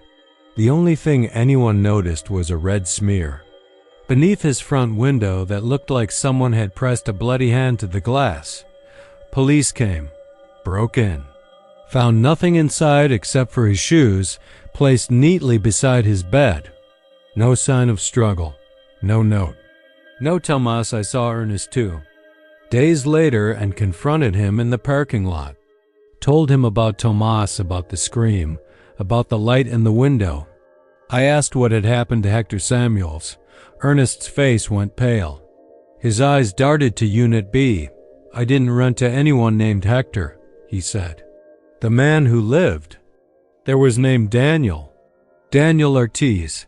He moved in November of 23. Paid 6 months in advance. Said he was a musician. All he had was a mattress and a tape recorder. I went in there after the neighbors complained. Found the place trashed, blood on the walls. Recorder was still running, but there wasn't a tape inside, just static. He rubbed his arms as if cold. Thing is, he said slowly, when I picked it up, it screamed. Ernest skipped town 2 days later. Left all 6 units vacant. The padlock on Unit B vanished. No for sale sign, no demolition, just abandoned. I stayed behind. I don't know why. Maybe I wanted answers. Maybe I was too far gone. Last Sunday I went in. I waited until 3 a.m. I brought gloves, a flashlight, and a crowbar. The door creaked open easier than I expected. The air inside was stale, metallic. The walls were covered in brown stains, dried and flaking. The furniture was gone, but there was a cassette recorder sitting in the center of the room. Red-brown smears trailing out from where the speaker should have been. No tape, no batteries. It was just sitting there. I stepped closer. My flashlight flickered. At exactly 3:33 a.m., the recorder came to life, but this time it didn't scream. It spoke, not in English, not in any language I know, but the words poured out of it fast and wet and rhythmic, like chanting played backwards. My body locked up. I couldn't move, couldn't breathe. The light flickered again, and in the reflection of the window I saw something standing behind me. Tall, faceless, wrapped in coils of tape that hissed and writhed like snakes. When I turned, there was nothing there. Just the recorder. Still speaking, I left. I ran. I don't remember how I got back to my unit. I just remember waking up on the floor with dried blood on my ears and a voice still whispering in the back of my skull. Now, every night, I hear it, not just Sundays. Every night at 3:33 a.m., the scream plays inside my mind. Sometimes I see flickers of light under my door. Sometimes I wake up with blood on my sheets. The others are gone. The whole complex is dark now. I don't even think the city remembers. It's here, but the scream remembers me, and I think it's getting ready to say something new. The guy seemed normal, friendly, even. Name was Doyle. Lived 2 streets down from me in a faded ranch-style house on the edge of town. The kind with a front porch that sags in the middle and weeds pushing up through cracked concrete. He was retired, maybe 60, with sun-cured skin and a crooked smile that never quite reached his eyes. Wore a ball cap every day, the kind with oil company logos, Conoco, Chevron, Texaco, even though everyone knew he hadn't worked a rig since the 90s. Out here in Midland, Texas, that's enough to make you blend in. Plenty of old-timers hauling around ghosts in their trucks, always on their way somewhere, even if it's just across town to the gas station to fill up their styrofoam cups with crushed ice and Dr. Pepper. But Doyle had something the others didn't. A cooler, old and blue, faded from too many summers under the sun. It was a heavy-duty igloo model, scratched and sun-bleached, and he always carried it in the back of his truck. Every morning, without fail, he'd shuffle out of his house, grunting as he loaded it onto the truck bed like it weighed 100 pounds. Then he'd secure it with a bungee cord, lock the lid with a thick steel padlock, and drive off in that old Ford F-150 with its peeling paint and sagging rear end. I used to think he might be a hunter keeping venison on ice, or maybe he sold seafood out of it, but I never saw him sell anything. Never saw him open it either. Not once. He'd come back in the evenings, dusty and tired looking, and pull the cooler off the truck, padlock still clicking shut. Sometimes he'd drag it into his garage. Sometimes he left it on the porch, tucked beneath a canvas tarp. I asked him once what was in there, just shooting the breeze, and he gave me a lopsided grin. Memories, he said. Didn't think much of it then. Folks are weird. Folks get attached to things. In Texas, it ain't strange to see a man treat a beat-up cooler like an old friend. But there was something about Doyle, or maybe about the cooler itself, that started to gnaw at me over time. There were little things, like how he never let anyone touch it, not even once, or how the air around it always seemed a little too cold. I swear to God, even in the 100-degree August heat, standing near that thing gave you goosebumps. I figured it was just packed with ice, but sometimes, when the wind shifted, I caught the faintest smell. Not rot, exactly. More like salt water and rust. Like a fish market at low tide. Then came the day he collapsed. Was a Tuesday afternoon, dead center of July, sun high and white hot, the air shimmering like water over the blacktop. I was driving back from lunch when I saw him lying face down in the middle of West Wadley Avenue, half in the bike lane. His truck was parked on the shoulder, hazard lights blinking, and the cooler was on the ground beside it. By the time I pulled over, someone had already called 911. A woman knelt beside him, checking his pulse. I stood there, sweating through my shirt, heart pounding harder than I'd admit. Paramedics arrived a minute later, sirens howling, and while one of them began CPR, the other started rifling through the cab of his truck, looking for identification. No wallet, no phone. The woman pointed to the cooler. Maybe there's something in there, she said. It was locked, of course. Big brass padlock. The paramedic hesitated, looked at his partner, then pulled out a set of bolt cutters from the ambulance and snapped the lock clean off. The lid creaked open. I wish I hadn't looked. I really do. But I was right there, and I couldn't help it. Inside was ice. Shaved chunks, packed tight. Water sloshed around the bottom like melted snow. Floating near the top was a woman's eye. Pale green, bloodshot, with a thin white scar crossing the iris like a lightning bolt. It blinked. Not once. Not spasmodically. Not some twitch of death or an optical illusion. It blinked. Slowly, deliberately. The paramedic dropped the lid and staggered back, cursing. The woman screamed. I stepped back like I'd been hit. And Doyle, old Doyle on the pavement, lips blue, face gray, gave a sharp inhale, chest rose. Eyes shut open. They tried to stabilize him, but he was gone. Minute later, official cause was heart failure, but I think something else killed him. I think it had been coming for a long time. The police took the cooler, of course. There was a whole investigation. But this is Midland, and the longer something weird stays in the spotlight, the more people try to bury it. The coroner claimed the eye was synthetic, some kind of advanced prosthetic, though nobody could say why it was still moving or why it reacted to light.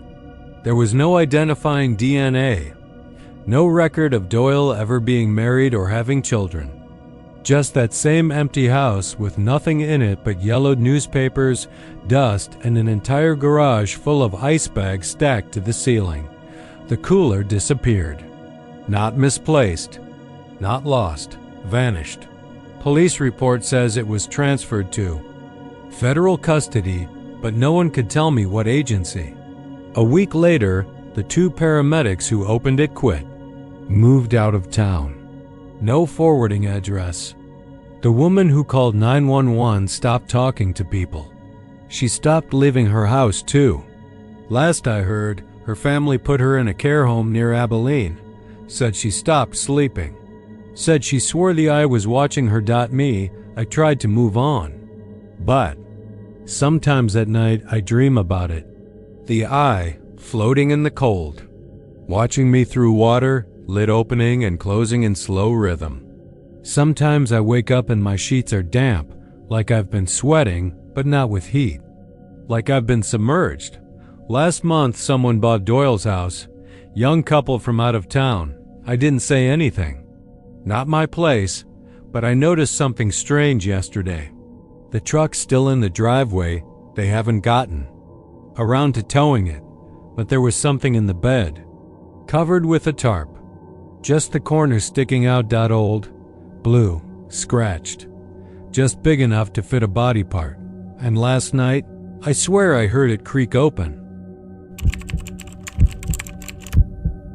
The first time I noticed it was late March, one of those rare Corpus nights where the humidity let up just enough to let you think the weather might turn kind. I was out on the back patio drinking a Lone Star and staring at the fence between my yard and the house next door, the Dunleavy place. They'd moved in 6 weeks earlier, quiet couple, older, no kids, maybe late 50s, and I hadn't seen a whole lot of them except for the occasional wave when we crossed driveways. I didn't even catch their first names, Mr. and Mrs. Dunleavy. That's what I stuck with. What caught my eye that night was the light.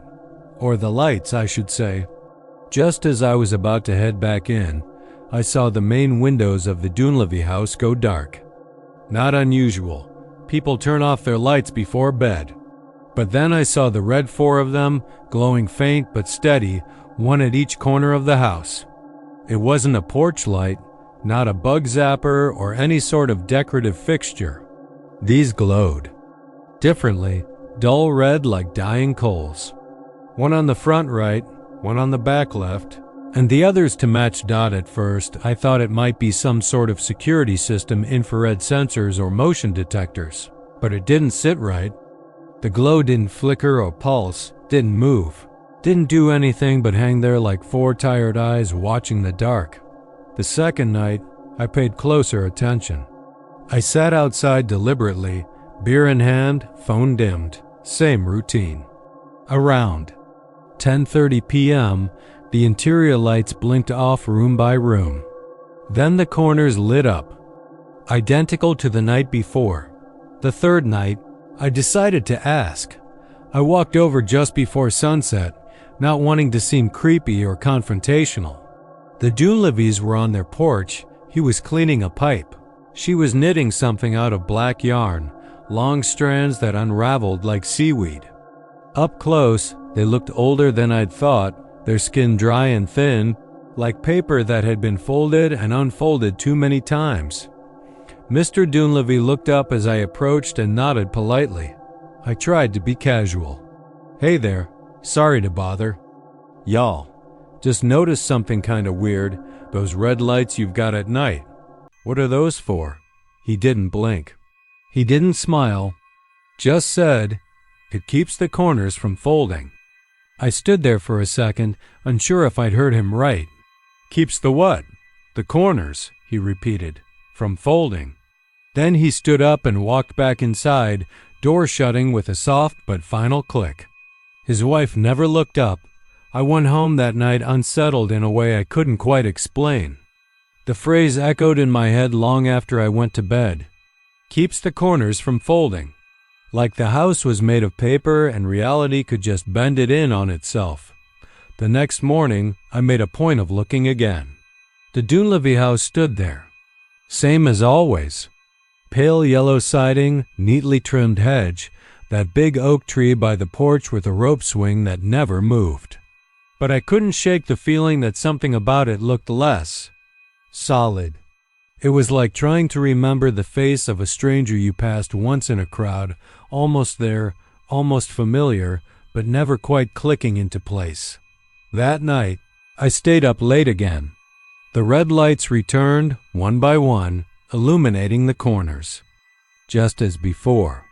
Only this time, the air around them seemed to ripple slightly, like heat rising off pavement. The glow was faint, but enough to throw vague, unsettling shadows on the grass. Nothing moved, but I swear the dark looked deeper there. Didn't sleep well. 2 days later, the house was gone. Not destroyed, not dismantled, gone.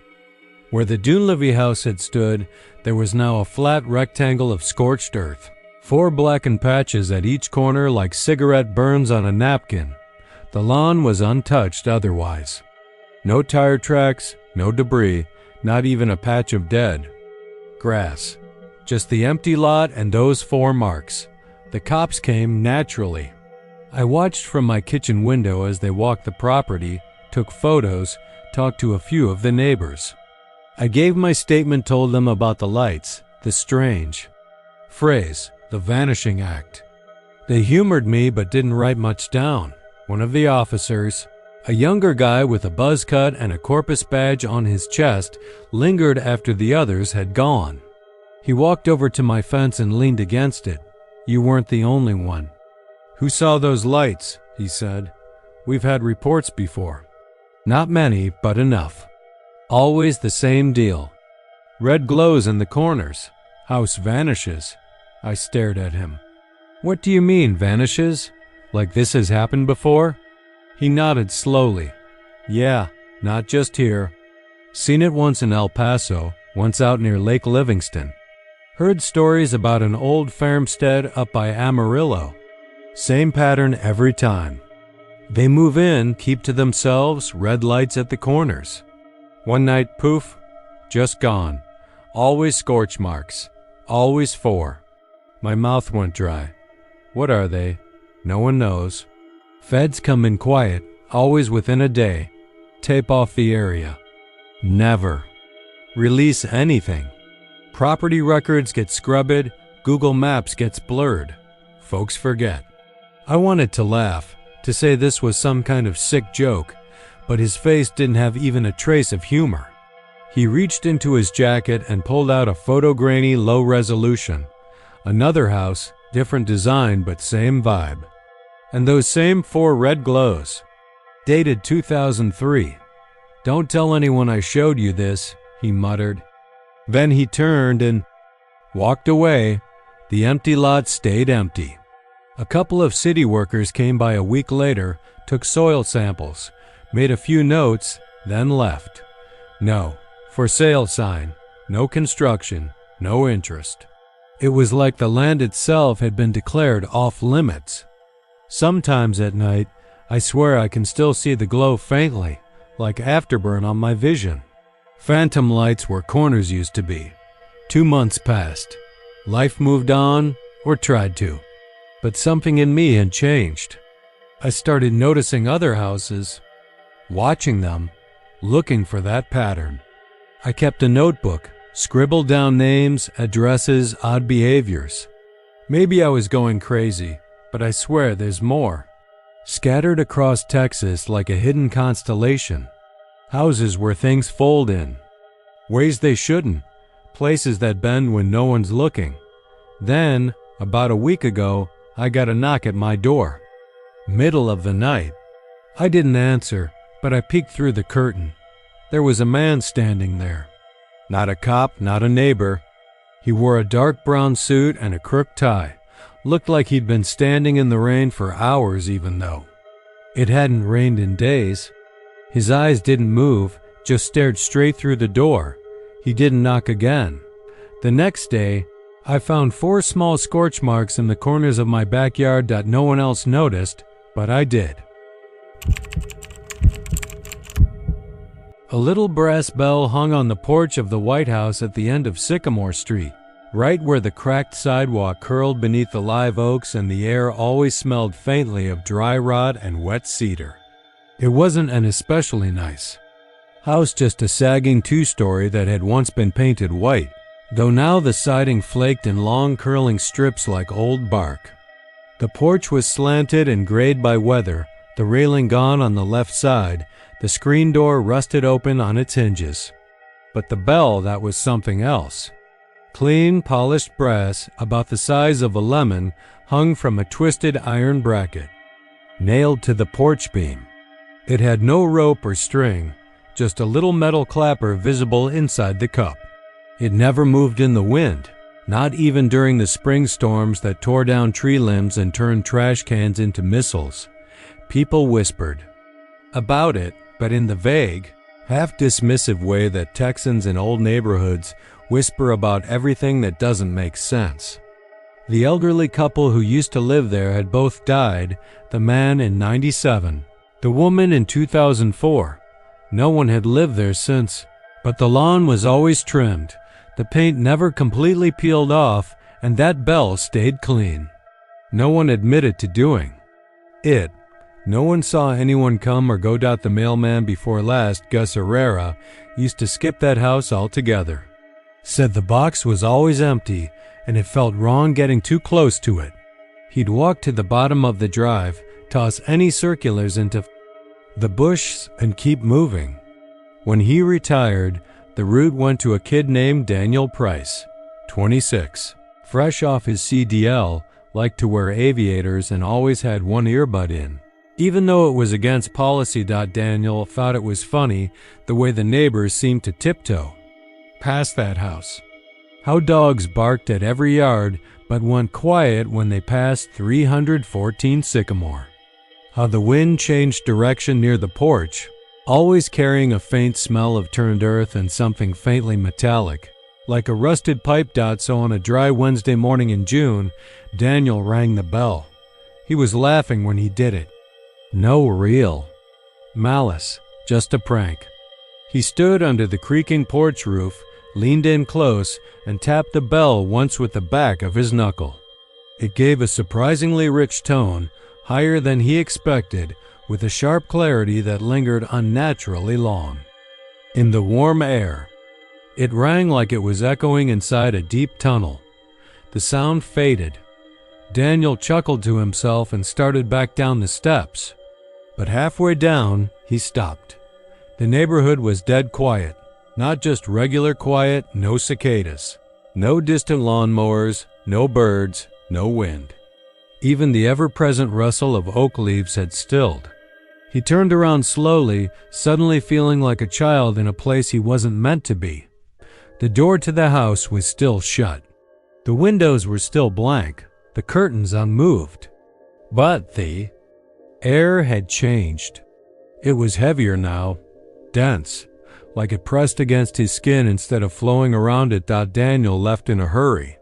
His mail truck was found 3 blocks down, engine running, driver's side door open, all his mail still inside. No sign of Daniel. They didn't find him for 3 days when they did. He was lying on the shoulder of Highway 287, 20 miles west of Fort Worth. Barefoot, sunburned, his postal uniform torn and covered in brambles. He had no memory of how he got there, wouldn't speak to anyone. Just sat in the hospital bed, knees drawn up to his chest, muttering the same sentence over and over like a nursery rhyme. Don't ring where the dead can hear. He never delivered mail again. After that, the post office reassigned the route to a temp agency. Every few weeks, someone new would show up, do a round or two, and then beg for a different area. One woman walked off mid-route and never came back to pick up her final paycheck. Another tried to tape a handwritten sign to the bell something about peace and protection, but the paper had vanished by morning. The brass bell remained untouched, clean as ever. People started calling it the death bell, mostly in jest. Teenagers dared each other to ring it. None of them did, not even the drunk ones. One girl claimed her boyfriend did, but nobody could prove it, and he stopped talking to anyone 2 weeks later. Dropped out of school, deleted all his social accounts, moved to Idaho to live with his aunt. Wouldn't say why. Then came the night of the thunderstorm. It was late August. The kind of summer storm that comes after a heat wave, when the clouds hang low and greenish and the humidity makes the air feel like soup. Around midnight, the lightning started. Long, white-hot forks that crawled across the sky like veins. The power went out on half the street. A transformer blew near the Walgreens. People sat on their porches, sweating, waiting for the storm to pass. That's when the bell rang, clear as a tuning fork, sharp against the heavy air. Once, twice. Then a third time, slow and deliberate. No one saw who rang it. At least, no one. Who would talk about it? A woman on the next block said she saw a figure on the porch but couldn't describe it. Said it didn't look like a person, exactly. More like the outline of a man, darker than the dark around it. It stood completely still, then turned and went through the door without opening it. The next morning, the house was different. Not by much. Just enough that the grass was dead. Not yellowed or patchy, completely dead, brittle and gray like straw. The porch had new scratches in the wood, deep gouges as if something with claws had paced there, and the air smelled strongly of wet soil and decay. More disturbingly, there was a new addition, a second bell. Smaller, coppery, hung just beside the brass one. It hadn't been there before. No one claimed to have put it up. The city tried to condemn the house again, filed paperwork. No response from the estate. When a man from code compliance showed up to inspect it, he stood on the curb for 20 minutes and then drove away without getting out of his truck. Quit the following week. Wouldn't say why. From then on, the bells rang sometimes at night, never during the day. Always 3 times, no pattern. Some weeks not at all. Other times, 3 nights in a row. It got so people wouldn't walk there. Dogs passed it. Kids stopped riding bikes on that side of the street. The nearest neighbor, Mrs. Kilpatrick, moved to a condo in Grapevine. Said she couldn't sleep anymore. Said she kept dreaming about someone whispering through the wall. The last time someone rang the bell on purpose was in March. A college student from UNT researching local urban legends for her anthropology thesis. Her name was Riley Mendel. She brought a GoPro and 2 friends. They stood on the porch around midnight, dared each other. Finally agreed she'd be the one to do it. She rang both bells, one after the other. Nothing happened at first. They laughed, filmed themselves doing mock ghost hunting poses, and left. Drove back to Denton. Uploaded the footage the next day. Only the footage didn't show what they remembered. The video had no sound after the bells, just static hiss. Riley's face in the frame had started to blur, faintly at first, then more and more as the video progressed. By the 5-minute mark, her face was completely smeared like a wet painting. Her voice was gone. Only that hiss, louder and louder. She went missing 3 nights later. Her friend said she complained about hearing bells in her sleep.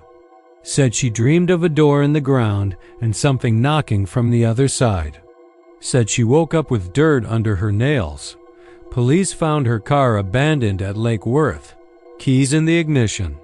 Her phone on the passenger seat. They dragged the lake. Nothing.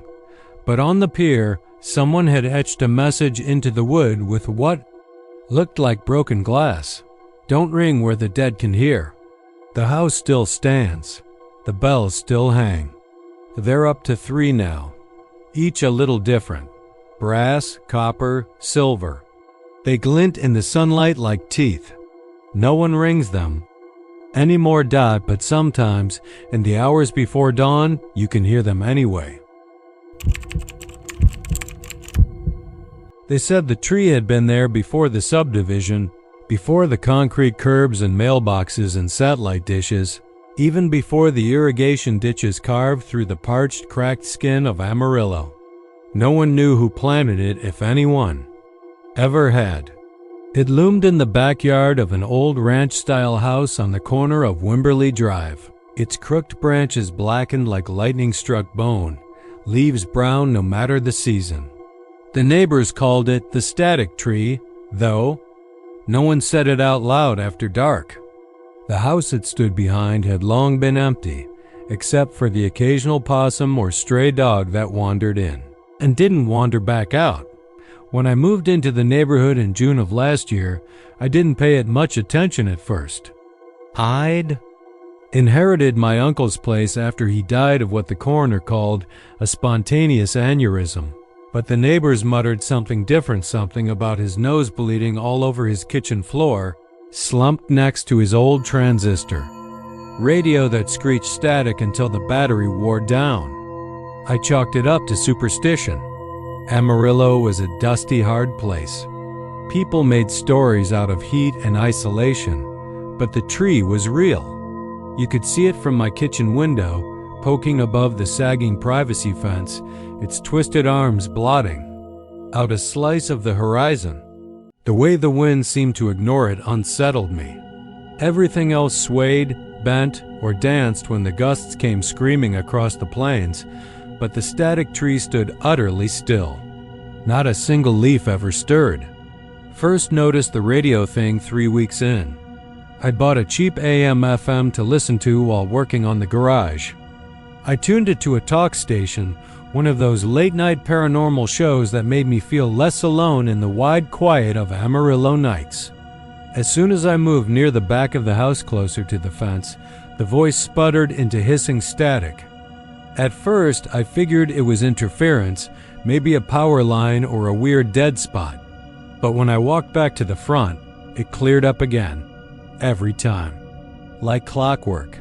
The next incident was the bird. A grackle, I think. It landed on the highest branch of the static tree while I was pulling weeds in the side yard. No sooner had it touched down than it fell. Not fluttered fell, just dropped out of the sky like someone had flicked a switch. It hit the dry grass with a flat, lifeless thunk, wings splayed, eyes wide open. I walked over and poked it with a stick. It didn't move. Its feathers were slightly singed at the tips. I started asking around after that, casually at first. The old man across the street, Mr. Dillard, gave me a look I won't forget, one of those narrow-eyed stares full of a quiet warning. He said, I shouldn't ask questions I didn't want answered. Said some things in Amarillo went unnoticed for a reason. I pressed him anyway. They tried to tear it down once, he finally told me. Back in '87, fella named Everett Denton owned the place back then. Said the tree was ugly, sick-looking.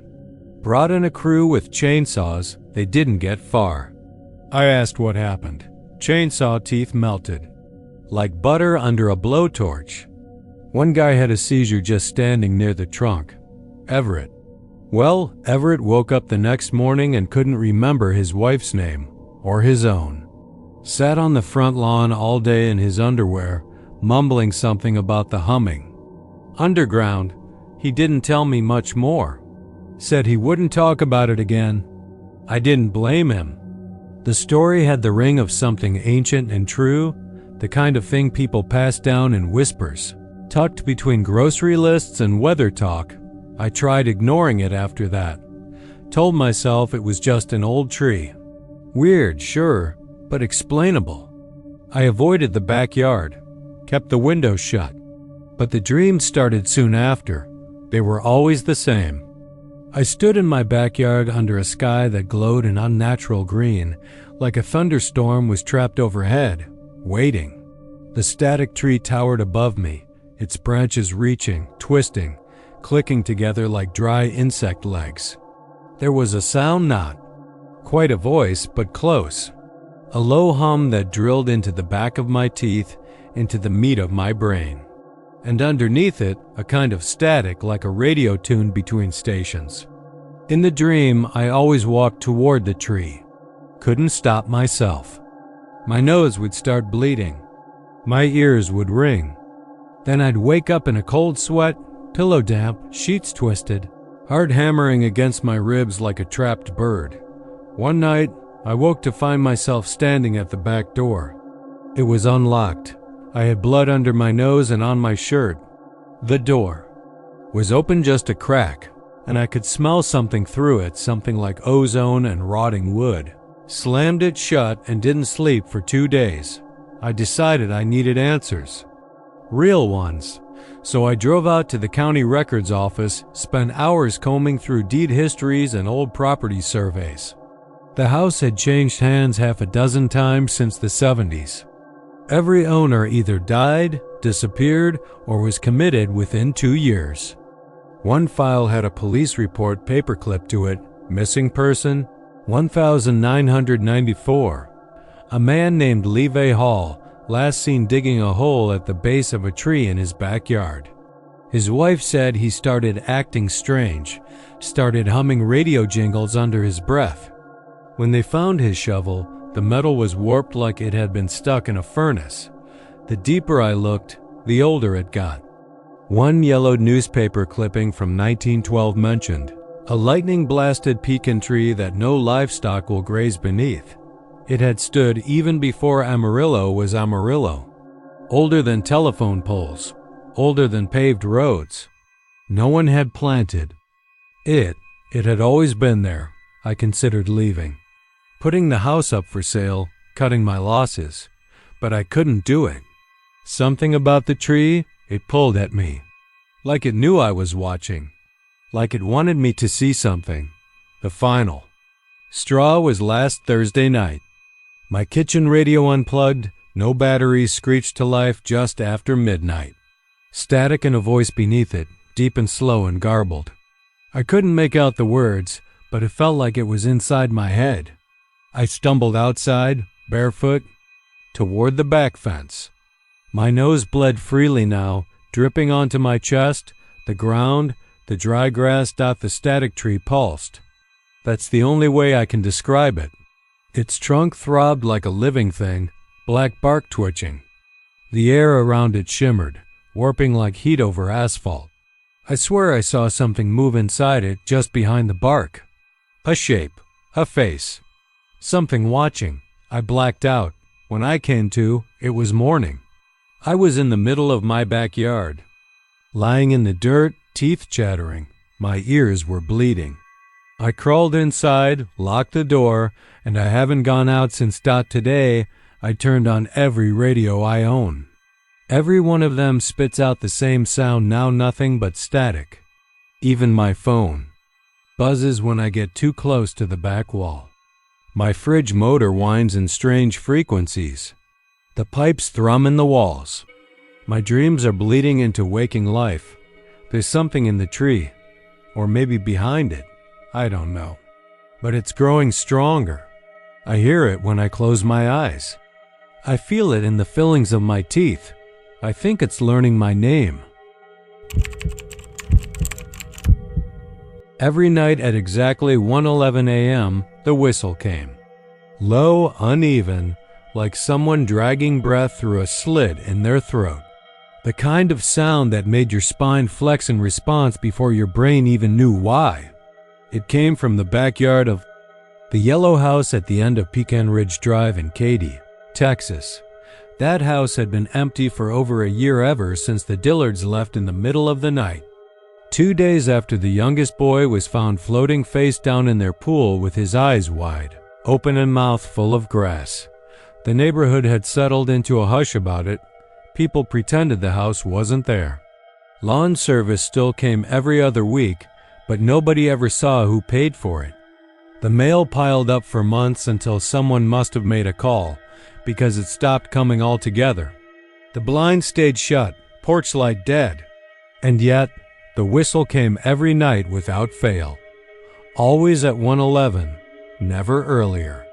Never later. Colton. Baird was 17 and the kind of kid who needed answers. His mom said it was because his dad had bailed when he was 10, but Colton knew it had more to do with the way things didn't make sense anymore. His dog died last summer from some kind of wasting illness the vet couldn't explain. The school. Counselor hung herself in the staff bathroom 3 months back. Kids at Morton Ranch were getting meaner, edgy, angry for no reason. Something was wrong in Katie, and Colton could feel it. The whistle had become his obsession. It started with a Reddit thread. Someone in Katy posted a blurry video of their backyard from 2 blocks over, saying they heard the whistle every night and it was starting to show up in their dreams.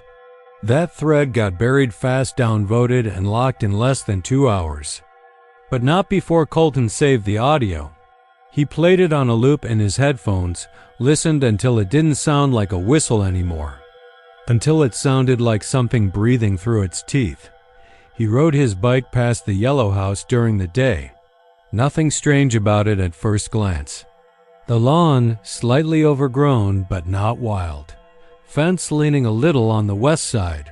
One upstairs window with cracked glass, but it felt off, like the house was leaning back, watching him from the corner of its eye. Colton's mom worked nights at the hospital, and he was used to being alone until sunrise. That Saturday, he set up his dad's old camcorder on a tripod in the upstairs bedroom, aimed it through his own window toward the yellow house. Full battery. Empty SD card. Audio gain cranked up to max. He sat up in bed, hoodie pulled over his head, earbuds in, watching the digital clock on his phone. 1:08. He felt the shift before he heard anything. The silence outside deepened, like sound was being sucked out of the air. Even the cicadas shut up. Colton's hand twitched toward his phone. 1:10. Then came the whistle. Long, broken, low to high, then falling off into a rasp. Not from the house itself, but the yard. Right where the Dillard boy had been found, in the patch of grass the lawn guys never touched. Colton didn't move. Didn't blink. Just listened. Then it stopped. He waited 5 more minutes before stopping the recording. Transferred the file to his laptop, ran it through Audacity, turned the gain up again. The waveform was odd, like there were peaks inside the main sound, layers beneath the whistle. He isolated the low tones and filtered them. What came out was a voice, whispering. "You heard me because you were meant to." Colton froze. He played it again. Every time it was there, that same phrase. Said in a voice that didn't belong to anyone he knew. Male, but wrong, wet, like the throat saying it was full of something. Thick. He didn't sleep that night. The next morning, the footage showed nothing, no movement. Just the backyard and the trees behind it swaying gently in the dark. But the audio was clear. The whistle. Then the whisper. He posted it to Reddit. Under a throwaway. It got flagged and removed within an hour. When he tried to upload it to YouTube, the file corrupted mid-upload and crashed his browser. When he tried again, the file was gone from his laptop. Entire folder gone. The next night, he sat up again. This time with the camcorder pointed straight at the yard. At 1:11, the whistle came. But this time, it didn't stop. It kept going. 5 minutes. 10. At 15 minutes in, Colton noticed something standing in the yard, just at the edge of the light from the neighboring house's motion sensor, right where the grass grew wild. It was tall. Too tall. Like someone wearing stilts. Or bones. It wasn't moving, but the whistle was still coming. Louder now. Closer. But the figure wasn't moving. Colton's mouth was dry. He leaned closer to the window. The thing tilted its head. Colton slammed the blinds shut. The whistle stopped. He didn't go to school Monday. Told his mom he was sick. Spent the whole day watching the backyard from the guest bathroom, the only window that had a clear view, without drawing attention. Nothing moved, not even the trees. That night, he unplugged the camera. Just watched. 111 came, the whistle began again, and this time it was closer, not in the backyard anymore. In his own, Colton's. Heart raced. He ran downstairs to check the back door. Locked, windows locked. No sign of anything. Then he heard the whisper, not through a speaker this time, from the other side of the kitchen door. "You heard me because you were meant to." His legs buckled, and he scrambled back upstairs, heart slamming into his throat. Called 911, but the call dropped. Tried again. Nothing. The lights flickered. When he looked out the front window, the entire neighborhood was dark. Not just dark dead. No porch lights. No street lights. Even the stars looked wrong, like someone had shuffled them. He didn't sleep that night. The next day, he walked to the yellow house. The front door was open. He stepped inside. It smelled like mildew and soil. Something wet, living, dying. The walls were covered in deep scratches. Not just random patterns, spirals, circles within circles. At the center of each, 111, the floor, creaked behind him. He turned. Nothing. The whistle started early. 1:07. Then came the whisper again. "You heard me because you were meant to." From the kitchen, he stepped toward it like something pulled him by the chest. Inside, the back door was open. And the grass in the backyard, once green, was pitch black. He took one step onto it. Everything changed. Gone was the street. Gone the sun. Above him, a sky filled with eyes, blinking in rhythm. And at the center of the yard, a figure, tall, thin, its mouth opened impossibly wide. No whistle this time, only silence. But Colton heard it still. The whisper, now inside him. He didn't come home that night. Or the next. His mom filed a missing person report.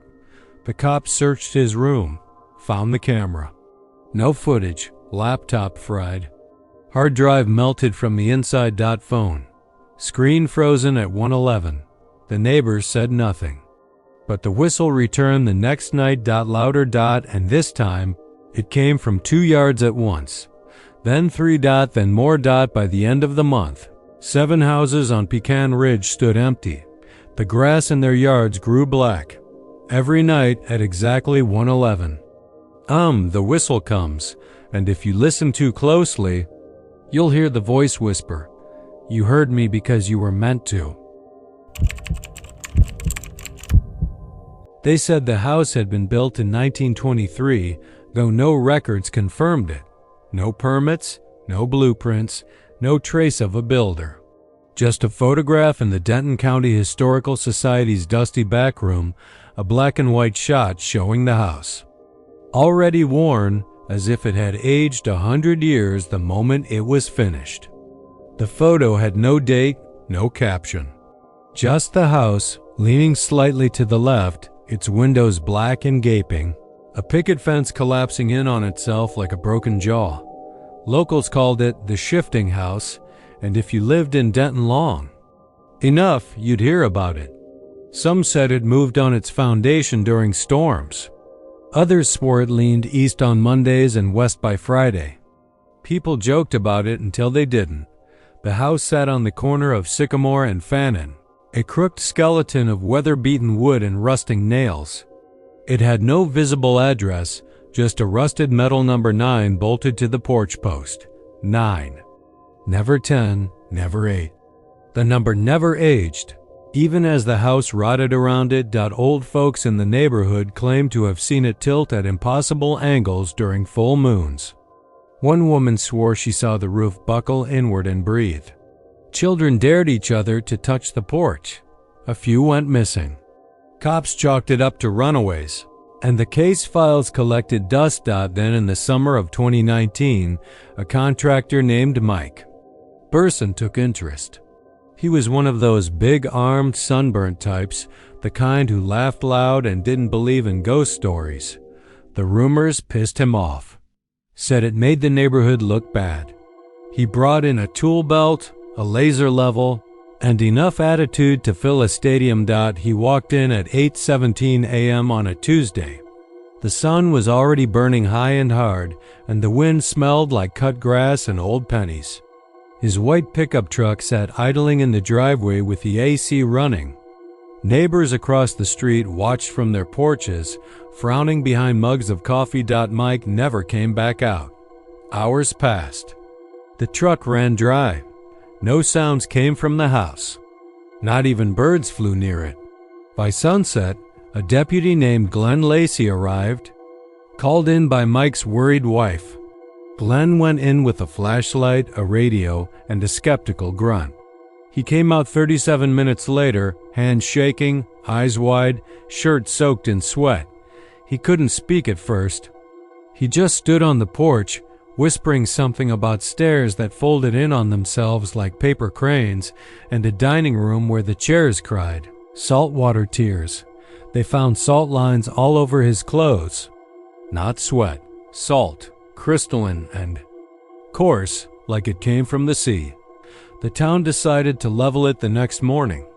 A crew came out with bulldozers and backhoes. The job took 5 hours. When the house came down, it didn't collapse. It shriveled like a dead spider. The debris was loaded into trucks, hauled to a landfill out by Louisville. They paved over the lot and laid sod. That was Wednesday. By Monday, the house was back. Just like that. Same wood, same crooked windows, same number 9 nailed to the post. People stopped walking on that side of the street. City Hall pretended not to notice. Realtors quietly removed the address from maps. But the stories kept coming. A week later, a teen named Josie Kinney live-streamed herself trying to spend the night inside. The video started normal nervous laughter, jerky camera angles, overdone bravado. She walked through rooms filled with ancient furniture draped in yellowed sheets. The floors creaked like throat bones. The wallpaper peeled in long, curled tongues. She joked about ghosts and shit and opened what she thought was a closet. The door led to a hallway that spiraled downward like a corkscrew. She laughed, thinking it was a trick, maybe a hidden basement. At minute 47, she started screaming. By minute 52, the feed went black. Police searched for a week. No sign of her. Her phone was found wedged between the wallboards, in a part of the house that didn't exist on any floor plan. When they tried to remove it, the boards sealed up like flesh knitting closed. No one went back in after that. But then the house changed again. Sometimes it looked 2 stories tall, sometimes 3. Sometimes it had shutters, sometimes not. The chimney appeared, vanished, reappeared. People swore it faced different directions depending on the time of day. One woman said she saw it vanish at sunset, only to reappear by moonrise, facing the opposite way. The air around it turned wrong. Dogs wouldn't go near it. Birds flew around it in wide arcs. Even flies avoided its porch. The grass around the lot turned white and brittle, and the soil underneath smelled like rotted teeth. Then came the banging. It started on cool. Still nights, 3 short knocks like fists on wood. Then 3 more. Always in 3s. Neighbors said it sounded like someone trying to get out. Or in. People stopped answering their doors after dark. Some moved away. Others turned paranoid, papering over their windows and keeping shotguns by the couch. A man named Harold Minks, who lived 2 doors down, started recording the house every night from his upstairs window. He caught hours of strange footage, doors opening on their own, windows blinking like eyes, lights flickering in rhythms that almost formed words. One night, he caught a figure, a tall man in coveralls with no face, just smooth, pinkish skin where features should have been. The man stood on the porch for 10 minutes, then walked straight into the wall like it wasn't there. The next day, Harold's camera lens was found melted. The inside of his window was coated with fine salt dot. No one saw Harold again after that dot by 2021. The city tried to condemn the property again, but the paperwork vanished from county servers. Inspectors sent to survey the house returned confused, talking in circles, unable to describe what they'd seen. One insisted he walked for hours through rooms that stretched longer than city blocks. Another said he saw himself in one of the mirrors, but older, bloodied, crying. The mirror didn't reflect anyone else. A final attempt was made to demolish it in early 2022. The bulldozer stalled 20 feet from the porch. The driver, a woman named Patrice Lang, got out to inspect the engine. She was heard screaming on the radio. When workers reached her, she was gone. Only her heart remained crushed, flat and leaking salt water. No one's touched the property since. The house still stands. Still shifts. Sometimes, in the quiet hours just before dawn, the foundation lets out a low groan like an old man turning over in his sleep. The windows breathe mist. The door opens an inch, then closes. Like it's waiting. Neighbors know not to look too long, not to stand too close. They warn new folks, though most don't listen. Some make jokes. They stop laughing when they see the salt creeping up their porch steps. They stop laughing when they wake to find the number 9 nailed to their own front post. Miss Lynn had lived on Tooley Street in Irving, Texas, for longer than most of her neighbors could remember. She was a slight woman, somewhere between 70 and 80, with that tired elegance of someone who used to be beautiful and hadn't quite stopped being proud of it. She lived alone in a low ranch-style home with peeling white paint and a narrow front porch crowded with potted ferns and an old, rickety bench that slumped toward the left side like it was drunk. The porch smelled of wet mulch, cat urine, and canned tuna. Everybody knew Miss Lynn. She was the cat lady. Not in the hoarder kind of way, though. Her cats were clean, well-fed, and mysteriously obedient. You'd see them 20, 30 of them lounging in the yard or draped across her porch steps like furry sentries, barely blinking at dogs or passing cars. Nobody ever saw them fight, scratch, or yowl. They just watched, quiet, calm, like they were waiting for something. Miss Lynn was friendly, always soft-spoken, always in the same sun-bleached floral house dress and those little white canvas shoes. She waved at mailmen and kids. She offered passing teenagers cold Coca-Colas in glass bottles from her garage fridge. She never cursed, never complained. But nobody ever went inside her house. Not once. It was late July when things started to turn. The heat was biblical, and the air hung like wet towels over everything. Miss Lynn had been seen feeding her cats around 9 p.m. most nights, setting out bowls of food in careful rows across the grass, humming to herself as they circled her feet. One of the neighbors, a man named Larry who lived 2 houses down and had a habit of sitting on his porch drinking warm beer and minding everybody's business, saw something odd one night. Larry said it was around 10, maybe later. The cats had all eaten and settled into their usual strange silence when Miss Lynn did something he hadn't seen before. She walked to the far back corner of her house, near where the fence met a patch of dried honeysuckle, and disappeared behind the hedges. Larry squinted into the dusk, thinking maybe she was getting more food, when he saw a flicker of light like a lantern being turned on, then a shape. A dark, tall shape that hadn't been there before. It was a door where there had never been one, not a gate, not a shed entrance. An actual door, tall and crooked, set into the back wall of her house like a piece of theater scenery that someone had nailed in overnight. It was painted black with a rusted handle that stuck out like a metal tongue. Miss Lynn opened it slowly, her head bowed, and something stepped forward. Larry couldn't describe what it was, exactly. Not a man, he told police later. And not a dog, Too tall, too thin, too fast.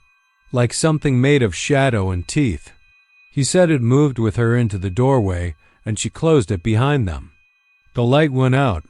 The next morning, all the cats were dead. People noticed right away. Dead cats lined the yard like fallen statues. No blood, no wounds, no signs of a struggle. Just limp bodies, mouths open, eyes bulging. Some of them were curled. Up as if asleep, others sprawled across the lawn, their fur matted with sweat and something darker.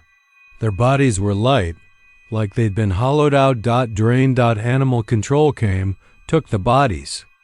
A woman in a green uniform who clearly didn't want to be there muttered something about extreme dehydration and heat stroke, but even she didn't look convinced. That afternoon, a few of the braver neighbors gathered to check on Miss Lynn. Her house was still. No cats, no movement. The porch looked abandoned, as if it had been that way for years. One of the porch ferns had dried up entirely overnight. The front door was wide open. They called her name. No answer. The interior of the house smelled like copper and mold. The wallpaper in the hallway was peeling, and the hardwood floor creaked under every step. Someone whispered, "She's dead," but they didn't find a body. Just the house. Empty and wrong. Larry, emboldened by the others, made his way to the back of the house. He pushed through the hedges where he'd seen the second door. There was nothing there now. Just the same beige siding and dried honeysuckle. No door, not even a mark to show where one might have been. Miss Lynn was declared missing after 72 hours, though there was no sign of foul play. Her house was sealed off. Nobody wanted it. The cats were buried in a mass grave near the back of the Irving Animal Services property. And everyone tried to forget, but they didn't single quotes t. Because 2 weeks later, the cats came back. Not all of them. Just a few. They showed up one at a time. First a black one with a white stripe on its nose, then a pair of gray tabbies. Then more. They moved differently now, stiff-legged, too quiet, like puppets waiting for strings. They didn't eat, didn't purr. They just stood around Miss Lynn's yard, staring at the house, waiting. Larry swore he heard one of them whisper his name one night. By September, the house was boarded up. A city notice went up on the porch. Unsafe structure. Keep out. The cats scattered. But weird things started happening on Tooley Street. A boy vanished on his walk home from school, last seen near the alley behind Miss Lynn's house. A woman, walking her dog in the early morning, was found on her lawn, bleeding from the ears, muttering nonsense in a language nobody recognized. And that smell-wet mulch and copper kept drifting down the block, even though it hadn't rained in weeks. And then, on Halloween night, Larry disappeared. The only clue was a set of muddy footprints leading from his porch to Miss Lynn's overgrown yard, then vanishing behind the dead honeysuckle bush. The grass had grown long there, but one patch, just one, was flat, like something had laid down to sleep. Or wait, the city eventually demolished the house, or tried to. The wrecking crew that arrived in November brought 2 bulldozers and a team of workers. Within an hour, 3 of the men had gone missing on site. The 4th, a young man named Reggie, came running from the backyard screaming that he'd seen the door. Not a new one, the same one. Black, crooked, wrong. And something behind it had smiled at him. They stopped the demolition, tore down only the front wall and porch before sealing the property again. The rest of the house still stands, behind a chain-link fence with razor wire curling across the top like a crown. Some say you can still see her. Miss Lynn, standing in the back window after midnight, gently waving at the cats that no longer move. But if you're really unlucky, you might catch the second door, just for a second. Just when the light bends right and the street goes quiet. You'll feel the air go cold and smell wet mulch and copper. And then you'll hear the latch. Click open. Pasadena, Texas was the kind of place where the heat seemed to press in on your skin like wet cloth and where the air smelled of sun-baked asphalt, cut grass, and the sour tang of chemical refineries just a few miles out of town. The streets were wide and straight, the lawns neatly trimmed, and everything sat under the hum of cicadas so loud it felt like static crawling in your ears. It was a quiet town for the most part, tucked behind Houston's urban sprawl, a place where most people kept their heads down and tried not to invite anything strange into their lives. But everyone in the neighborhood knew about the house on North Red Bluff. It was old in the way only a few houses in Pasadena were. Built before the shopping centers and the subdivisions, back when the land was still split by farmland and two-lane roads. It sat just past a bend in the street, shrouded partly by live oaks that had outgrown their plots and dipped their branches low like arms reaching for something. The house had peeling paint the color of bone, black shutters that clung to the frame like broken ribs, and a long porch that sagged in the middle like a bad spine. But none of that was what made it a fixture of whispered stories. It was the window on the top floor. Dead center on the front of the house. Above the porch roof and between two slanted eaves was a large rectangular window. The glass was perfectly smooth, polished to a silver sheen. It didn't reflect like a normal window. It mirrored. Day or night, sun or storm, it shone like chrome, casting back an image so crisp it felt like looking at a photograph of whatever stood in front of it. No one remembered the house ever having a tenant. There were no lights on at night, no signs of life, just the mirror window staring blankly out over the neighborhood like an unblinking eye. Kids dared each other to stand in front of it at night, to look into the glass and see what it showed. Most just laughed and moved on, claiming they saw nothing unusual. But some walked away pale and tight-lipped, not wanting to talk about it.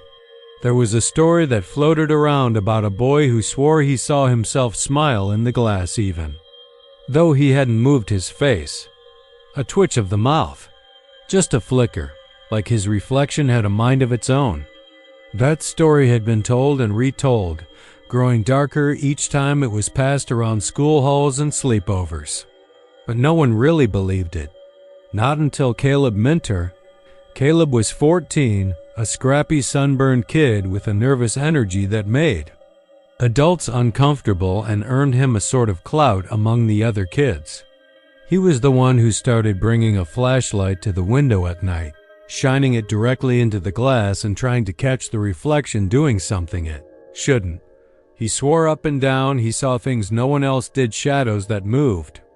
Wrong, glimpses of himself standing somewhere that wasn't the porch. Nobody else could back him up. But Caleb wouldn't let it go. He started sketching the house during class. Not just the house, but the window. Always the window. Pages and pages filled with pencil drawings of the reflective surface, sometimes with his face peering into it, other times with something else looking back. His teachers wrote notes home. His mother, exhausted from working night shifts at the hospital, begged him to stop messing with the place. But Caleb was obsessed. An obsession like that has a way of turning into something dangerous when no one's looking close enough.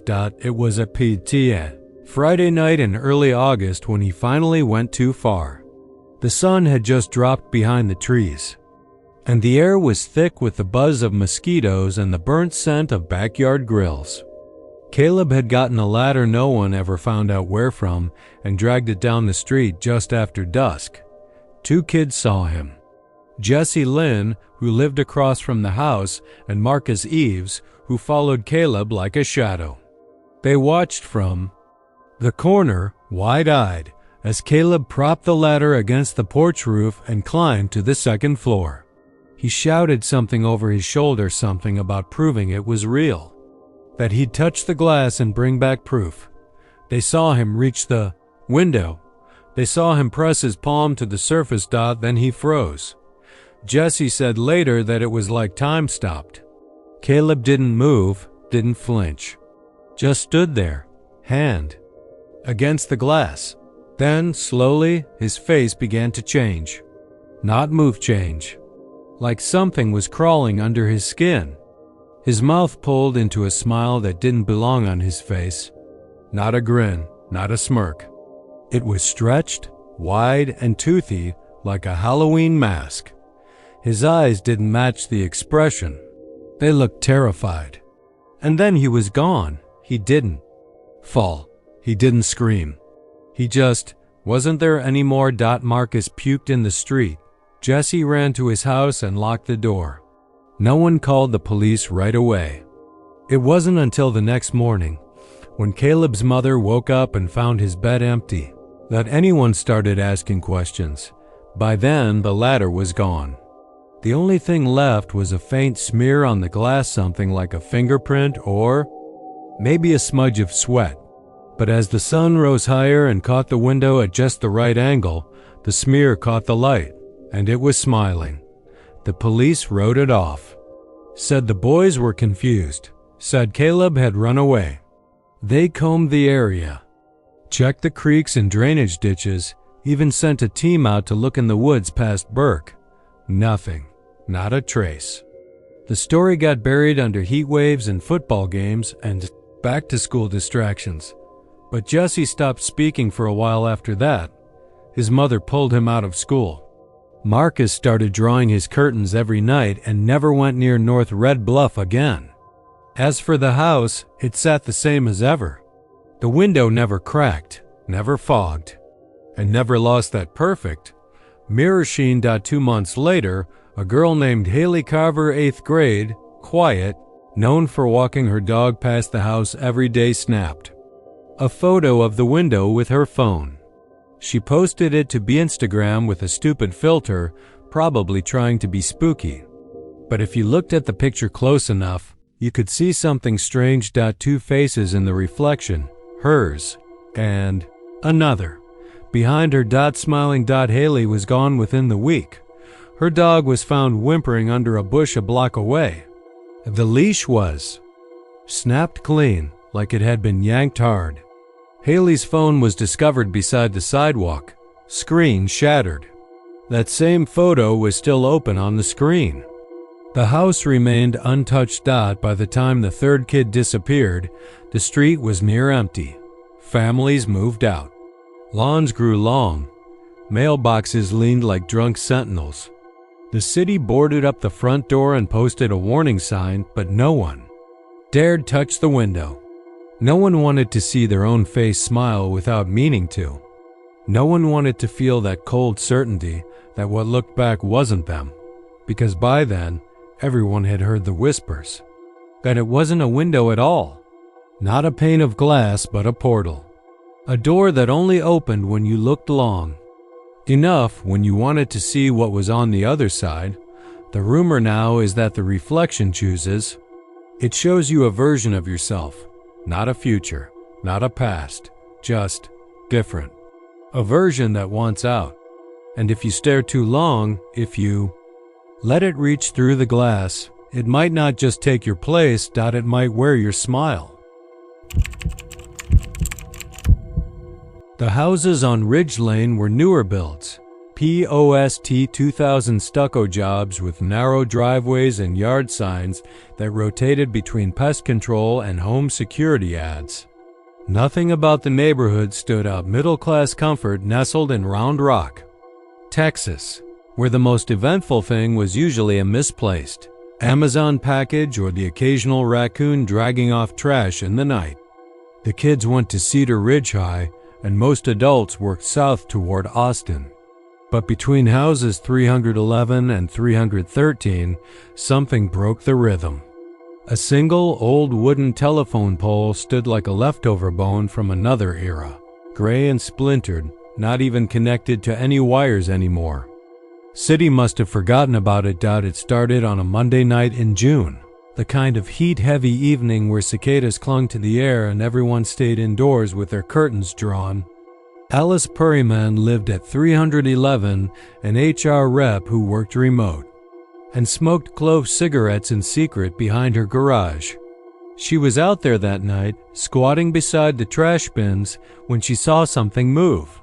Her backyard had a clear line of sight to the pole, which rose just beyond her cedar fence, tall enough to catch moonlight like a tooth dot at first. She thought it was a possum, maybe a cat. Then it shifted. Human-shaped, crouched on the wooden crossbar. She froze, hand halfway to her cigarette. The figure wasn't moving, just balanced up there like it belonged. Its arms long and knuckled on the wood like it was bracing itself against a gust that never came. It watched her. She couldn't see its eyes, but she felt it. That itchy, pressurized gaze that made her ears ring. She backed into the house without finishing her smoke, locked every window, and slept in the guest room with a carving knife from the kitchen under her pillow. The next day, she told her neighbor, Daniel Pierce from 313. He laughed it off at first, said maybe it was one of those weirdo kids who park her off rooftops. But that night, he left his blinds cracked just enough to see the pole from his upstairs office. At 2:17 a.m., Daniel called Alice. "It's back," he whispered. He didn't hang up. They sat there on the phone for nearly 40 minutes, neither of them speaking, both listening to the static buzz of the line and the occasional creak of a shifting body on the pole. He said it hadn't moved since he spotted it crouched low, like it was waiting. But for what? He didn't want to guess. On the third night, 2 more neighbors confirmed it. Mrs. Estelle, who walked her dog late, saw it while bagging up Cooper shit near the alley. She dropped the bag and ran back to her porch, swearing to anyone who'd listen that something was perched like a goddamn vulture, but tall. By night 4, no one on Ridge Lane was sleeping. People sat up watching the pole, phones aimed through blinds, but every recording came back fuzzy or strangely corrupted, garbled video, muffled audio, or just dead pixels where the figure should have been. One video showed only a blank pole. Even though the guy filming, Paul Gibson from 315, swore it had been right there the whole time, and still, the thing never moved. It didn't shift. Didn't blink, just stared. Kids stopped going outside. A UPS guy refused to deliver past house 309. Someone called the city. The dispatcher laughed and said she'd forward it to public utilities. On the 5th night, it rained hard, flash floods hit most of Williamson County, and Ridge Lane lost power around midnight. People thought maybe the storm would finally drive the thing off. But even in the blacked out silence during the lightning strikes, its silhouette stayed pinned to the top of that wooden pole. Daniel watched it through his window with a flashlight pressed to his chest. Barely breathing. At 3:12 a.m., it vanished. He didn't see it leave. One moment it was there, the next it wasn't. He ran outside in the rain, barefoot, and aimed his light at the wood. That's when he saw the gouge's deep sunken claw marks that trailed up from the base to the top like someone had scaled the thing, straight up without aid. The space between the fingers was wrong. Too wide. The city crew came the next morning, marked it as an unstable structure, and cordoned it off. A guy from Public Utilities took one look at the pole, made a call, and then refused to comment when a reporter from KXAN showed up. Said it was likely a vandalism case and that it would be removed within the week. But by the time they came back with the crane and chainsaw, the entire pole was gone. Just a patch of scorched dirt where it had stood, blackened and cracked like something had been cooking underneath. No one saw the removal happen. Alice moved to San Marcos. Daniel quit his job and went back to El Paso to stay with his brother. Most of Ridge Lane still lives there, but they don't talk about the pole. They planted a crepe myrtle where it used to stand, and it bloomed once one sickly cluster of white flowers that turned brown and died within days. 6 weeks later, a similar report surfaced in Georgetown. Then again in Hutto. Always the same. Details. An old pole. A crouching figure. Watching. Waiting. The police have no official explanation. The stories never make it past local forums or niche paranormal subreddits. But the descriptions are always the same: wide fingers, claw marks, never moving, never blinking, and always watching. They moved in during the early part of May, the Alstons, a young couple from Houston with a 3-year-old son and another baby on the way. The neighborhood, tucked just off Walden Road in Beaumont, was quiet, built in the early 90s, surrounded by aging pines and long-forgotten drainage ditches that cut through the back of most properties like shallow veins. It was the kind of place where kids still rode bikes till dusk and neighbors waved whether they liked you or not. The Alstons bought the corner lot, a slightly sunken patch of land that had sat vacant for over 2 years after the previous owners left in the dead of night, owing back taxes and leaving the house in disrepair. They got to work on it quick, painting the siding a warm cream color and redoing the roof. They tore out the dry rot on the deck, put down fresh sod in the backyard, and added a jungle gym for their son Tyler. Then they built the fence. 8 feet tall, fresh cedar boards, no gaps. A privacy fence, the kind that looked just a little too intentional, like it was meant to keep something out or in.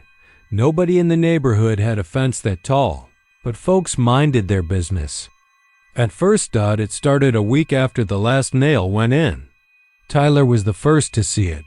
He was out in the backyard with a red rubber ball, bouncing it against the side of the garage, talking to himself the way little kids do.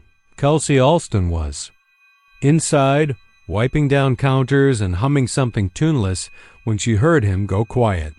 She glanced out the window and saw him standing perfectly still, ball in one hand, staring at the far side of the fence.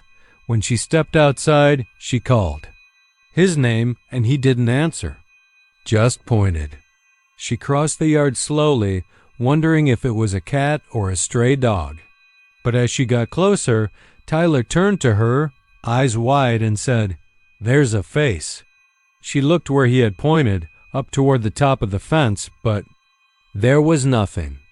Just the high slats of fresh wood and the branches of the pine trees beyond, swaying gently. She made a show of checking anyway, walked the perimeter, peeked between the boards, but saw no one. She figured it was a game, or maybe a neighbor on a ladder she hadn't seen. Kids make things up, but he stopped playing in the backyard after that. Screamed when she tried to take him out, clawed at her shirt, said the face was watching. She told her husband Mark, who chuckled at first and made some offhand joke about their son being imaginative. But then Mark saw it. It was the second Tuesday of June, late, past midnight. He'd woken up to use the bathroom and glanced out the small window above the kitchen sink while pouring a glass of water. That's when he saw it. A pale face, just barely visible over the fence line at the far end of the yard. Perfectly round. Blank. Not a person's face, not really. No expression, no life in the eyes, just a smooth, waxy thing like skin pulled taut over bone. It didn't blink, didn't move, just stared. Mark stood frozen, water glass shaking slightly in his hand. Then, slowly, the face sank down out of view without making a sound. He rushed outside with a flashlight, checked the yard, the street, even the alley behind the fence. Nothing. No footprints. No broken branches. Just silence and the sharp chirping of crickets. He didn't tell Kelsey right away. Didn't want to scare her. But 2 nights later, she woke up screaming. She'd seen it through the baby's room window. Just standing there. Watching. They called the police. A patrol car rolled by 3 times over the next week, but the officers found no signs of forced entry. No signs of trespassing. They said the face was probably just some teenager playing a prank. Told them to install cameras. Mark did 4 of them, mounted at the corners of the house, one pointing directly at the fence line. He reviewed the footage every morning. And every morning he found nothing. but they kept seeing it, not every night, just often enough that sleep became rare and uneasy. It always appeared at the same spot center of the back fence, about 2 feet from the top, like someone just tall enough to peer over but never climb. It never moved, never shifted its gaze. They thought about tearing the fence down. But they were scared. Of what? They couldn't say. Of what they might see on the other side, of what might be waiting for them. Kelsey began sleeping in the nursery, Tyler in their bed. Mark took to pacing the house after dark, shotgun in hand, eyes darting from window to window. Then came the night Tyler disappeared. Kelsey swore he was in the bed with her, curled up like always. But when she woke up just after 3 a.m., he was gone. The back door was cracked open, a gust of wind rustling the curtains. They found him in the yard, kneeling in the grass, barefoot, pajamas soaked from the dew. He was facing the fence, whispering something, voice too low to hear. Mark scooped him up, shaking, and brought him inside. Tyler didn't scream, didn't cry, just stared straight ahead, eyes glazed. And they asked him what he'd been doing. He said, talking to the pale boy. They left the next morning, packed up what they could, and drove west toward Lufkin, where Mark's sister had a spare room. The house stood empty for 3 weeks. No real estate signs, no notice. The neighbors whispered. Someone finally called code enforcement about the overgrown lawn, and when the city came to inspect, they decided to tear the fence down to assess property lines. They pulled it apart board by board, the thick cedar slats groaning with age far beyond what they should have had. And when the last one came free, the crew stood silent. There was nothing on the other side. No ladders, no stools, not even flattened grass to suggest anyone had been there. Just dirt. Dry, hard-packed earth stretching back to the tree line and the handprints. Hundreds of them pressed into the dirt like soft clay. Small hands, child-sized, no two the same.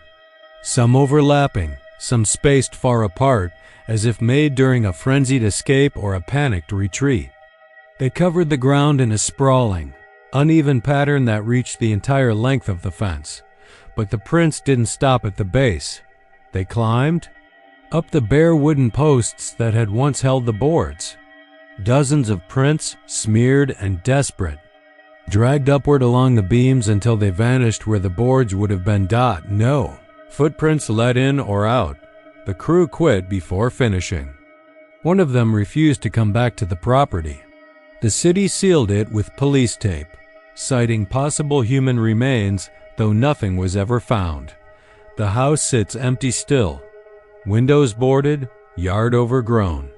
The jungle gym collapsed in on itself after the last hurricane. People cross the street when they pass by. Dogs bark without getting close. And sometimes, late at night, neighbors say they see something at the back of the lot.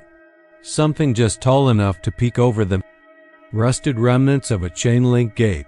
Something pale. Something still.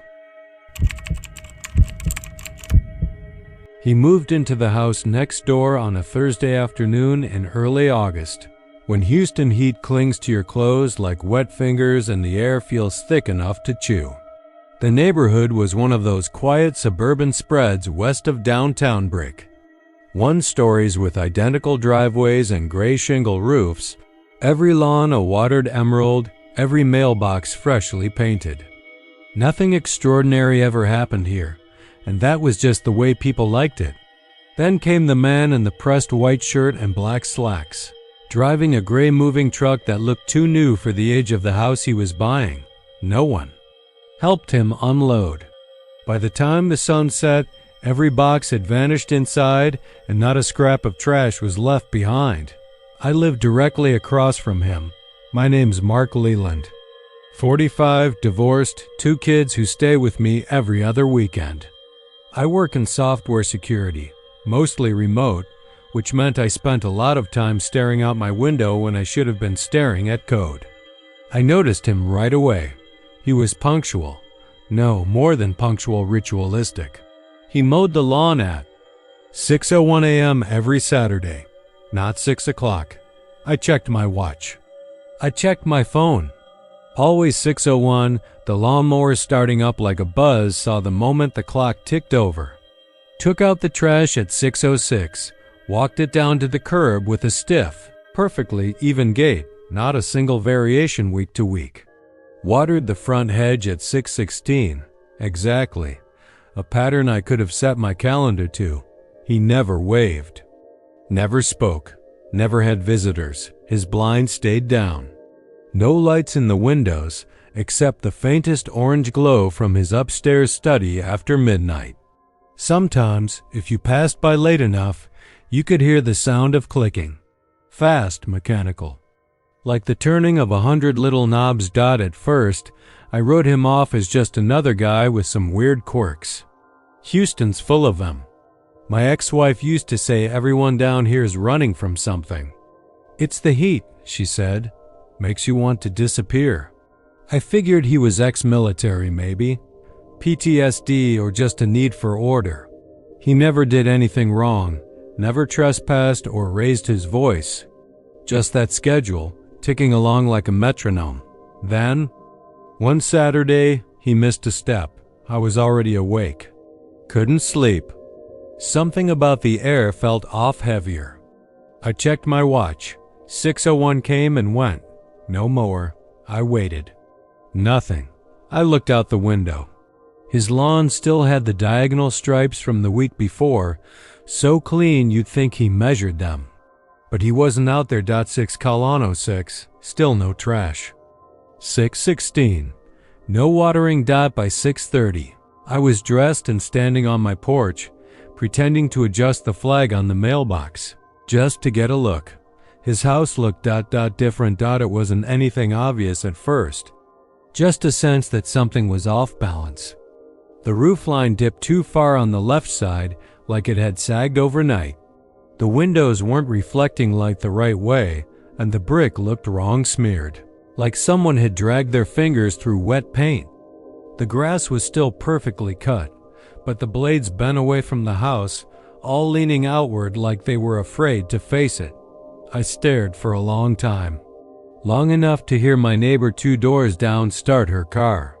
I almost went over there, almost knocked, but then the front door opened. He stepped out. Same white shirt, same slacks, but his face wasn't right. His skin had a waxy sheen, and his mouth hung open too wide, jaw trembling like it was trying to reset itself. And then he made a sound, not a groan. Not a word. A grinding like heavy gears turning inside a rusted machine, sharp and metallic and echoing. It came from deep in his chest, vibrating the air. I felt it in my teeth. He didn't look at me. Just walked stiffly to the garage, pulled out the mower, and started cutting, still grinding that awful noise. I went back inside, shut the blinds. Told myself it was a weird dream. But the next Saturday, he was back on schedule. 6:01, 6:06, 6:16. Perfect again. I told a few coworkers about it, laughing like it was some kind of oddball neighbor story. They said I should record him. I tried once, through the blinds. But when I watched the video back, the footage jittered, frames skipped, the colors bled into each other, and the timestamp flickered and rewound itself. Every time I paused, the image of his face would blur, just slightly. Then things started happening at night. Lights in the hallway turned on by themselves. My ceiling fan spun, slowly even when switched off. I'd wake up at exactly 3:17 a.m., choking on air that smelled like scorched wires. One night I found greasy fingerprints on the inside of my bedroom window. Not mine. Too long. Too narrow. The kids stopped wanting to come over. Said the house made them feel tilted.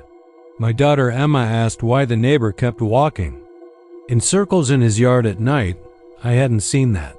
Not until I stayed up to check. At 2:40 a.m., he came out dressed in that same shirt and slacks, barefoot on the grass.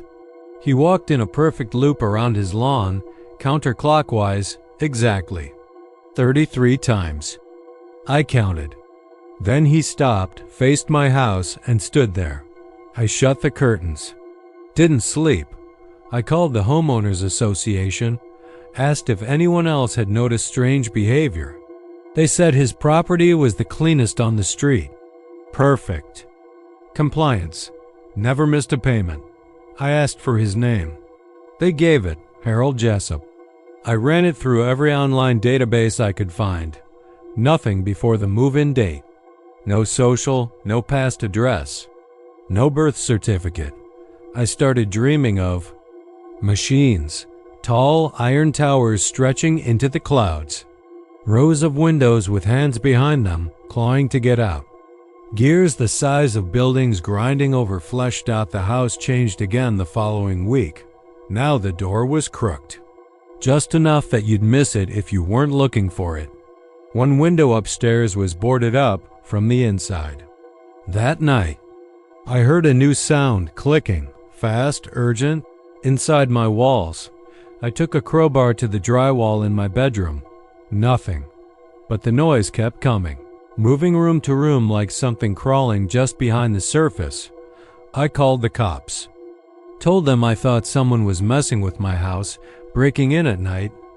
They came, walked the place, took a report.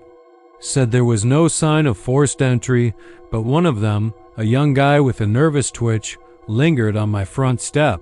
He asked which house the complaint was really about. I pointed across the street. The color drained from his face. Guy in the white shirt? He asked.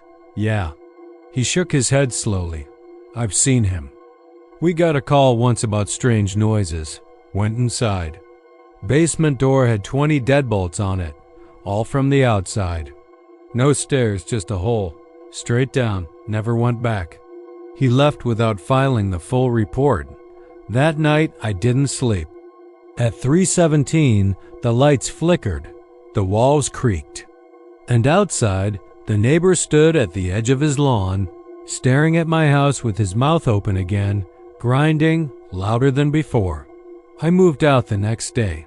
Told work I needed to transfer. Got an apartment across town. Small, overpriced, ugly, but normal. I slept through the night for the first time in weeks. Then, 2 days ago, I went back to grab a few last boxes I'd left in the garage. The neighborhood looked the same. Mowed lawns. Quiet sidewalks. But when I pulled up, I saw something that made me stop cold. Every house on the street, every single one had its trash bins out at exactly 6:06 a.m. Lawn patterns were all identical. Watering at 6:16. And when I looked back at the house across the street, I saw him. But not just him. 7 men in white shirts and black slacks standing in the yard, mouths open. Grinding. Now I don't know what's worse, that something's in that house. Or that it's gotten out.